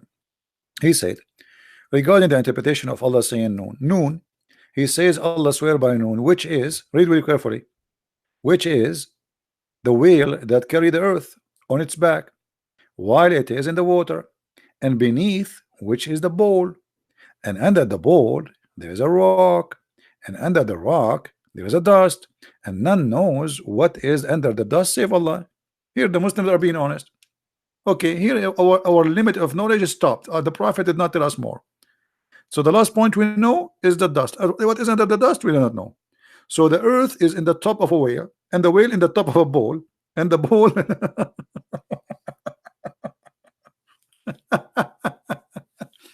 and why the Muslim do not make a movie about this? They make science in the Quran, and the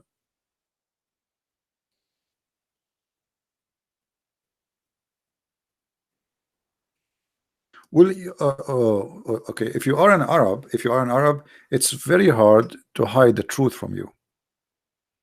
unless you are a person who is not really searching. I mean, just to take things what people say to you. But if you are not an Arab, that will make it very difficult for you to know the truth. Like if now this is not translated, I'm not arguing here about the translation. By the way, translation here is not correct too. But look what it is. So if this is in Arabic and you never, none of us speak Arabic, how we will know this garbage? How we will learn about it? And this is why actually I did not make any book in Arabic, because Arab they have opportunity to read by their own, you know. But non-Arab they don't have the opportunity, and the majority of Muslims are not Arab. So look at this madness, and then the name of the whale is Lowish Farrakhan, and it said that the name of it's Lutia, and the name of the bull is Bahamut, and some they say it is Talahut or Leona, and the whale in the sea called Edward, and it's like a small ball in a huge sea. Mhm. Now you can go and you will find some drawing in the internet about how the old days people they used to think that the earth was in the top of a turtle, the earth in the top of a ball, as it says here, whale. All of those are legions. In the old days they used to explain how the earthquake happened, because the ball he moved the earth, he got tired from his horn, from the right horn to the left horn, you know. So all those stories are and look here, look. And the sea, this thing is getting exciting, is a Hollywood rock whereby there's 4,000 cracks, and there's 4,000 cracks in our head now from this story. And from each crack, I mean, look how they count how many cracks in the ocean. Actually, it's not in the ocean. This is where the earth and the top of it, like, I mean, this is in the bottom of the earth, under the earth, sorry. 4,000 cracks, and from every crack is a water spring come out from the earth. Look how stupid here the story. How you say the earth is in the top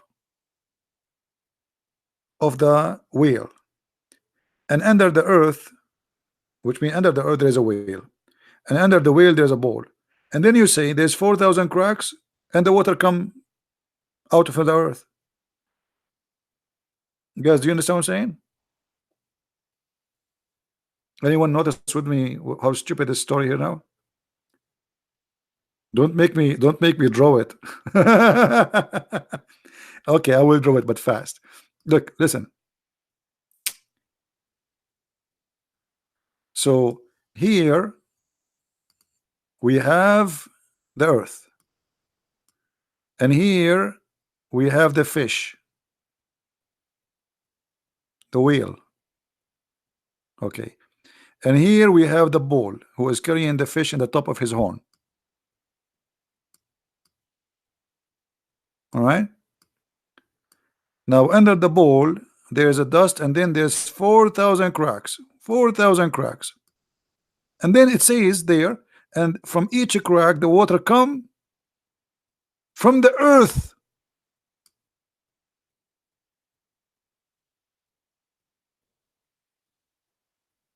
But the cracks are not connected to the earth. They are connected to the water, which is under the bowl. And actually the water is not here. The bowl, there's no water in the bowl. The bowl in the top of him there's an ocean, and this is where the whale is. Crazy. I mean, what you can do, right? Science, and you have to believe. Now, you know, the Muslims, like they have tons of I have my all my books is about Quran and science, like especially Quran and science in depth. You will see as an example the Muslim they say, brother, do you know that the Quran speak about uh, the atmosphere?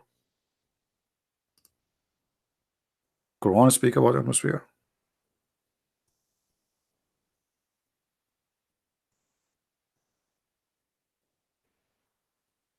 Are you sure? Yeah, brother. Quran speak about atmosphere. Let me find you the website. They have endless numbers of what it's called miracles.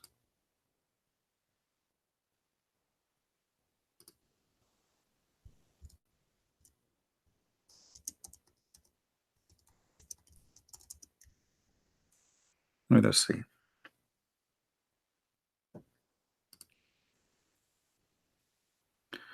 Look at this website.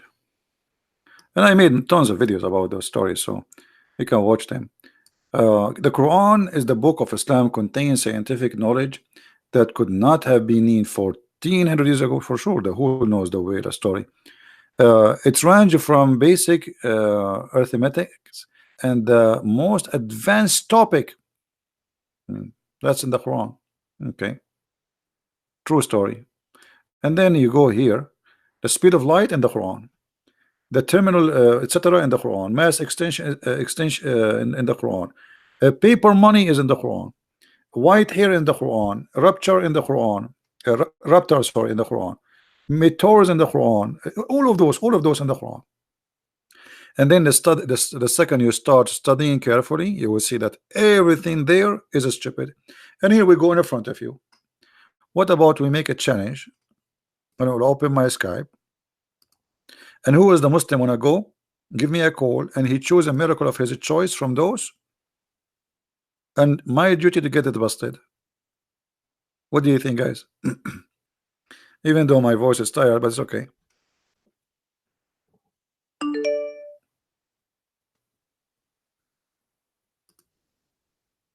Anyone?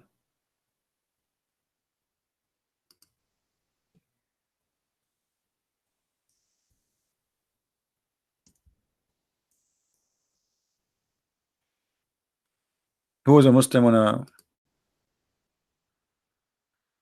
give it a try? My Skype is open now. Anyone? You choose any of those what is called miracles, and my job is to get busted with no mercy. With no mercy.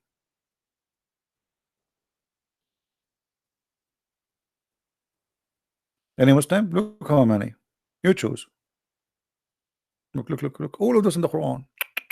Everything, anything in the Quran. Qasim, don't send me a video, my friend. If you want, you know, choose one. Sister of Aaron, Christian prince refuted. We love. You will say to me, the prophet, he said that they used to call them by the good ones of their ancestor. That's stupid statement. We can get it busted easy.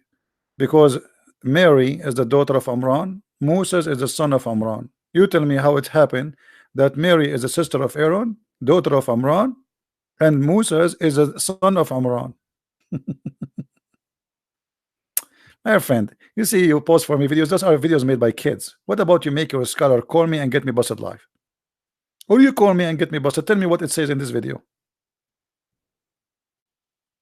Don't be a coward. Tell me what it says in the and my duty is to show you that this is stupid. You Muslims are desperately trying to refute me, but you cannot. This is why I'm here every day, and nobody can refute me. Try. They make videos, they refute me, debating themselves. Christian prince get busted. Okay. Debate yourself and win. The hero of you is the one who called me. It's recorded. It's for your benefit. You can download the video after we finish. You post it in your channel and show every Muslims how Christian prince you know nothing. Correct, guys?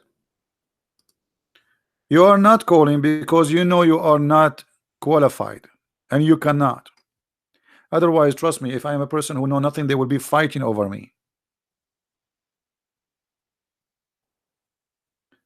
Shabir Ali wanna debate Christians every day, except me. Don't even get close. What is name the guy who he challenged? He made a challenge. David would I challenge you? Wael Ibrahim. Okay, so I said, hey Wael, I'm not busy. David Wood is busy. He said, I'm willing to debate you too. Yeah, you know, but you have to come to Hong Kong. How come in the case of David Wood, you don't you don't care if you debate him in Sky, but in my case, I have to come to Hong Kong? Same as Mimi Hijab, same as the other guy Samsi. I mean, all of them kids. So who is the Muslim want to show me any of those miracles to be truth? All those miracles are big fat lies, and this is additional proof that Islam is a lie. Because if Islam is not a lie, why you lie to prove Islam to us? Correct, guys? If Islam is a true How the followers of Islam, they lie to make Islam look good. A Christian who fabricate and lie to make somebody believe in Jesus, he is no Christian, he is satanic. You cannot make a person believe in Jesus by lying to him, because he believed in your lie. He did not believe in Jesus. In Islam, it's okay. The religion of all of it, even Muhammad, he says you can lie in three cases: your private, your friends, your wife, and your family. Who's left? Sorry, your enemy. Who's left? My friends, people around me. My family is my wife. Okay, and the enemy. Okay, thank you very much. Who left?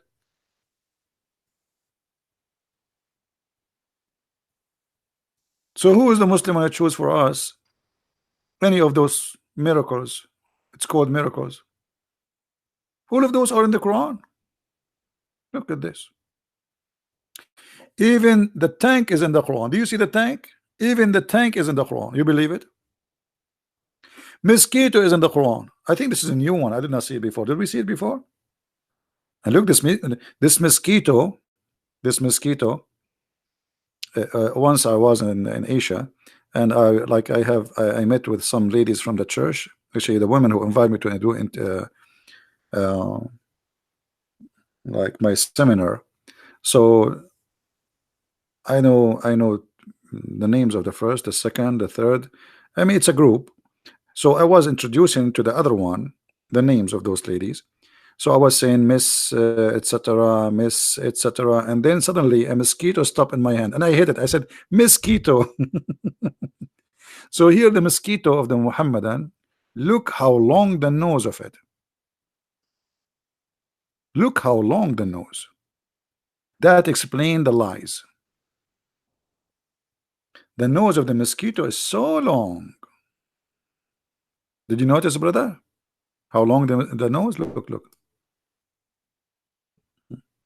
Who is the Muslim when I ask me about the mosquito? Anything you want. Which one? Or if it is a lie.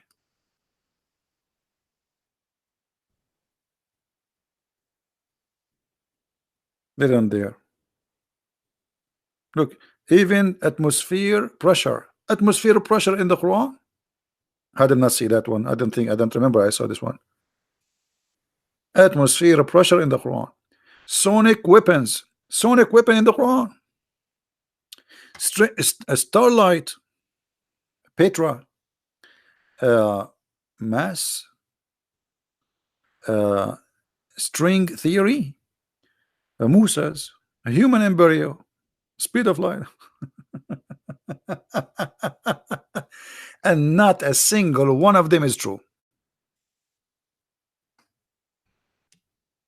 Who is the hero? Wanna prove me wrong?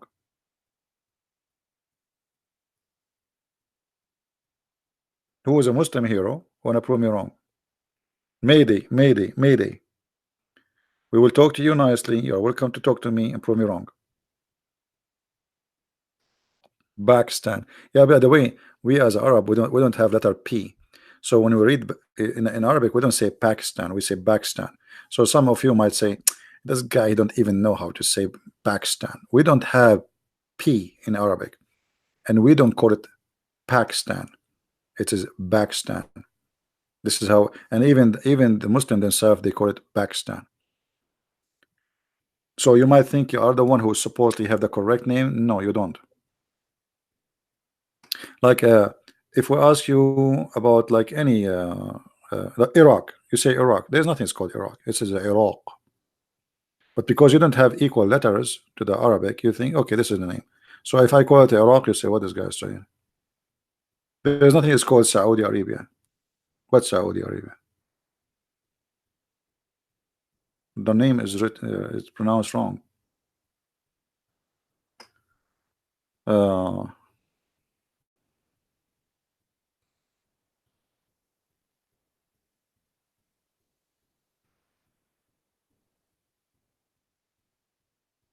yeah, there's many letters we don't, we don't have.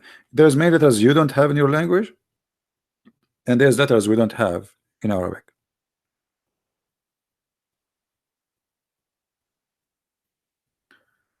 العربية السعودية. العربية السعودية أو المملكة العربية السعودية. مملكة is the kingdom. عربية Arab. السعودية سعودية not سعودية. Even the name, the letters orders in English is wrong.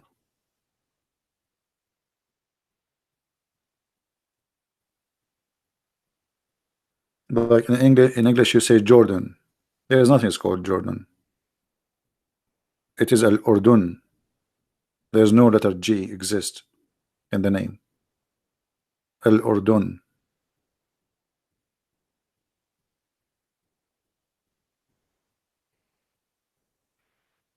So do we have any Muslim want to say something? Look, even the north is there. Dark energy, soul expansion. What do you want more? I mean, that's it. The Quran, you find anything. Subduction. Look at this. Rocks cracks in the Quran.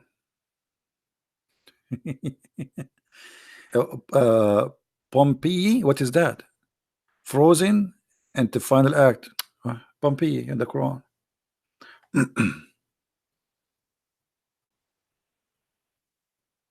Anyone?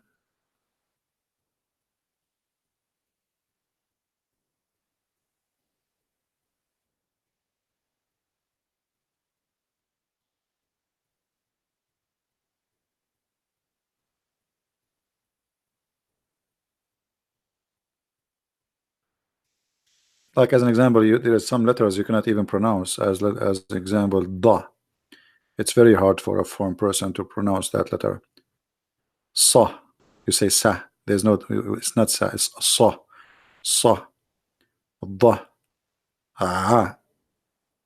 You know. So a person who is a German, you say to him, say Bahra.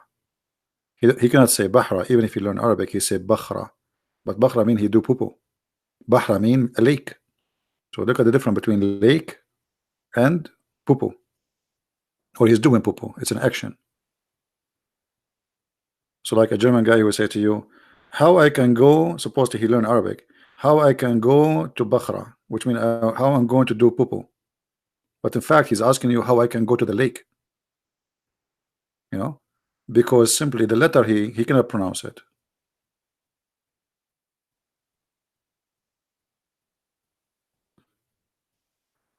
Do we have any Abdul? And by the way, this is why the Quran was not like this. I mean, the Quran was written without those dots and those things. So how you can understand what the word is there? It's impossible because there's many possibility. I will give an example, just from the what is in front of us. Look as an example as to this word.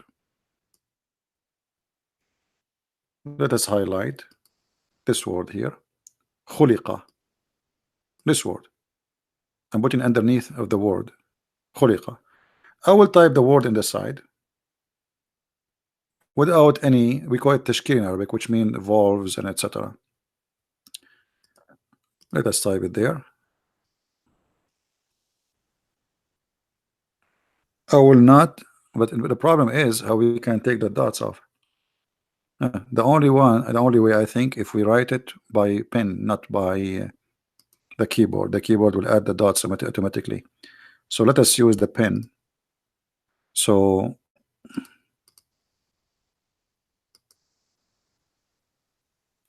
this is the word, and now we will write it here.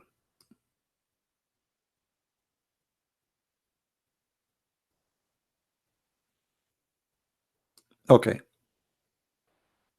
If I add two dots here, that can make it either shaving, halaq, or it can make it earring, halaq, or it can make it halq, which mean your throat. Choose one. The same word. We did not change anything. Do you see the difference? Halaq, which shave, or halaq, which is earring, or halq, which is a throat. How we will know which one is meant? Now, we add a dot, as in the Quran. The Quran now it says exactly the same, but in the Quran here there's a little move here which is called dhamma. So now that will make it khuliqa or khalaqa. So khuliqa, it's meaning created. Khalaqa meaning uh, um, let's say how to explain to you. Khuliqa, it's he created. Khalaqa, uh, we are talking about Allah, he created something, so it's different meaning. So just by adding little movement, things change. Okay, what if we took off the dots again, just to show you how many possibility can be.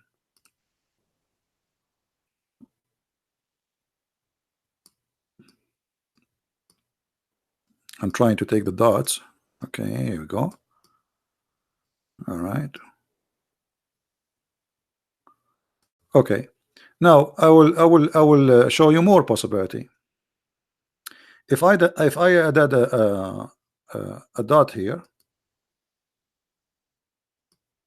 and a dot here, khalf, behind, khalfi, in my back, or it can be by adding a shadda. I can change it like somebody khalaf, like somebody inherit a caliphate.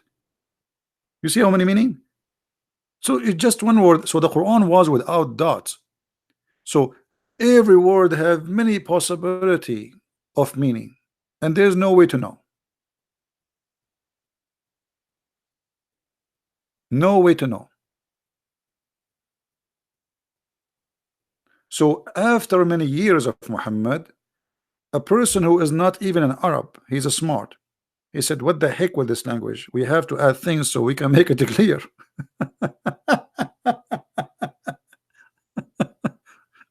And he add those dots and etc. so the Arabic can be clear. Otherwise, it's very confusing.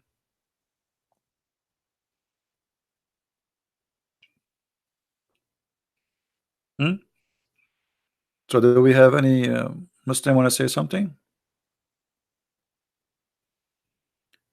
They don't read it. Usually, I mean, this is why there's many reading for the Quran. As an example, if you go to chapter 1, if we go to chapter 1 in the Quran, in one Quran, it says Surat. As you see, this Quran here, it says Surat. In the Moroccan Quran, it says Dhurat. So what is the difference between Dhurat and Surat? Dhurat in Arabic mean farting.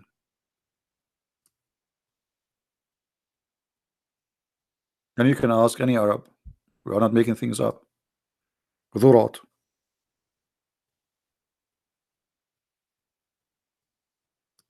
What is the difference between the word in the top and the word underneath? Just one dot. And by the way, it's in the Quran today. It is Dhurat. You see, this is the there is by Warish, by Hafs. This is Hafs. The one is the Dhurat by Warish. So Warish, he don't say Surat, he say Dhurat. Dhurat mean farting. So give us the straight farting. It's appeared twice. Here, the word Dhurat or Sirat appeared twice, here and here. So in verse number 6 it says, guide us to the straight fort.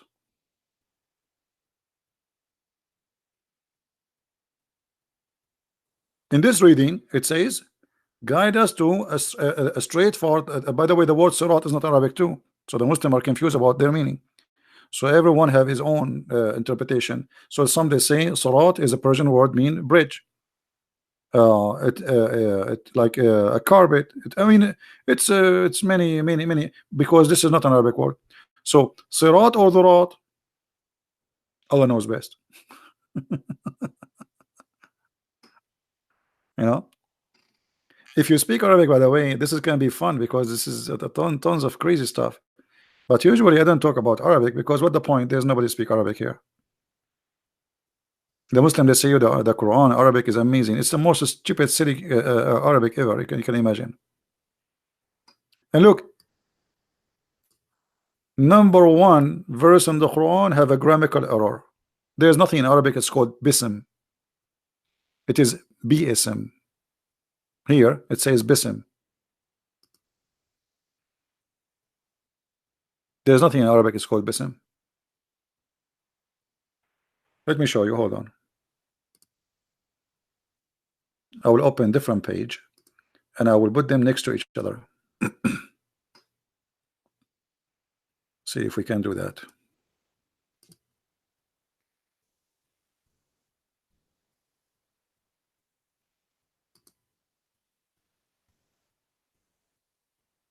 Okay. I don't know. Let me know if it's going to be clear for you. I'm not sure. Okay. Okay. We search for the word bism. Look. And now I think we need to take a snapshot for this one first. Let us take a snapshot because I think we'll not be able to put them together in one unless, let us see, hold on. Maybe if we do this like this, like that, like this, we have to extend, I think. Okay, hold on. All right. Is it still clear for you? Or it became so small now? Okay, look. This is the correct way to write the word bi'ism. Do you see it? This is the wrong one. In the same Quran. Anyone notice what the different? The different is here. This one, let us make it in different color. This one have an alif. Alif is equal to A, letter A. This one does not have it.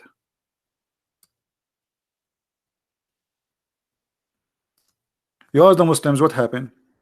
They say to you, because bi'ism in the beginning of the Quran is hard to read, so we took the letter alif off for easy reading. Isn't it the Muslim they say? Not in single letter in the Quran is it changed. And how you change Arabic? This is Arabic. How you change the language? Just for reading? Yes, just for reading. And why Allah He chose a word in the beginning of the Quran which is hard to read? Can't Allah come with His own word? No, He cannot. So BSM become bism. But in Arabic there's nothing is called bism. Zero.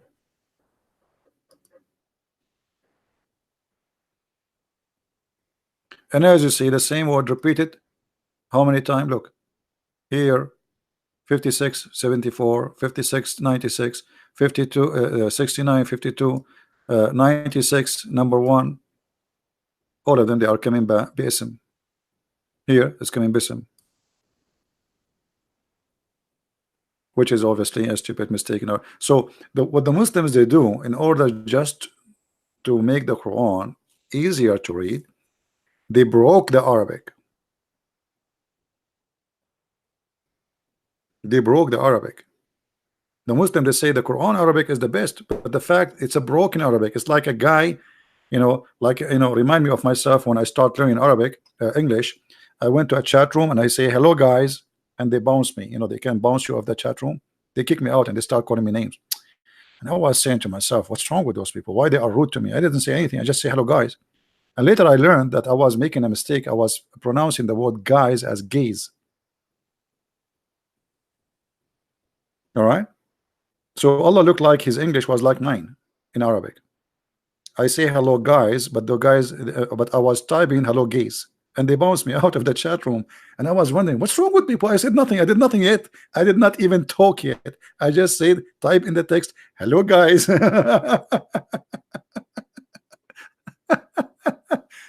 I mean, I want to improve my English, and then a second I enter, I said there is something wrong in hello guys. It must be.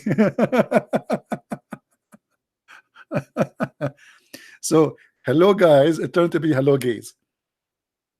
So Allah, he want to say hello guys, but he said hello gays. Hmm? All right.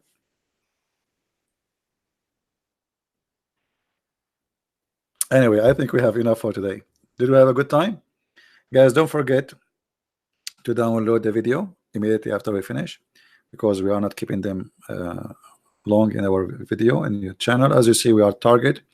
We have a lot of enemies who don't like us to do what we do.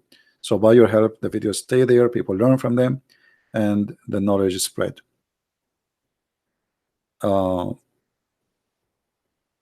what does Quran mean? Amina. I don't know what Amina mean. What Amina? I'm not sure. You are not quoting the correct word. So I want to say thank you guys for being here. Please download the video immediately after we finish, and until we see you again. I hope tomorrow. Tomorrow is Sunday, but why not? We'll try to go online. If people miss us, I don't know if people will miss us by now until tomorrow. So until we see you soon again, may the Lord bless you, and thanks for all those who support us in every way, in every mean, by kind words, by donation, by downloading the videos, by emailing YouTube when they flag my videos.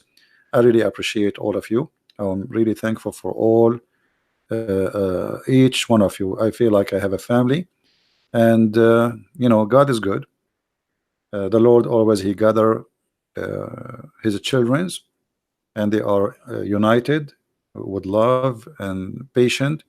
And remember, the devil will not leave you alone as long you don't leave him alone, because for him, as long you do good, you are not leaving him alone. So the second you leave him alone, he will leave you alone. If you are a person who go get drunk, do gambling, do anything you want, but leave God and religion and belief and faith, stay away from that. Devil, he will be in your side. You go, you see people making videos, getting naked in the camera. I mean, they post crazy stuff. Nobody flagged them. Nobody even complained. A woman, she is showing her panty, shaking her ass. Nobody will flag a video like this. But our videos are a target, because we are sharing the truth, and the truth will set many free. And the second you share the truth, a lot of stones will be thrown at you. And you are not better than the Lord himself, for he was crucified. So if our Lord himself was crucified, who we are to complain? Thank you. May the Lord bless you, and see you soon again. Christ is Lord, Islam is false. And see you.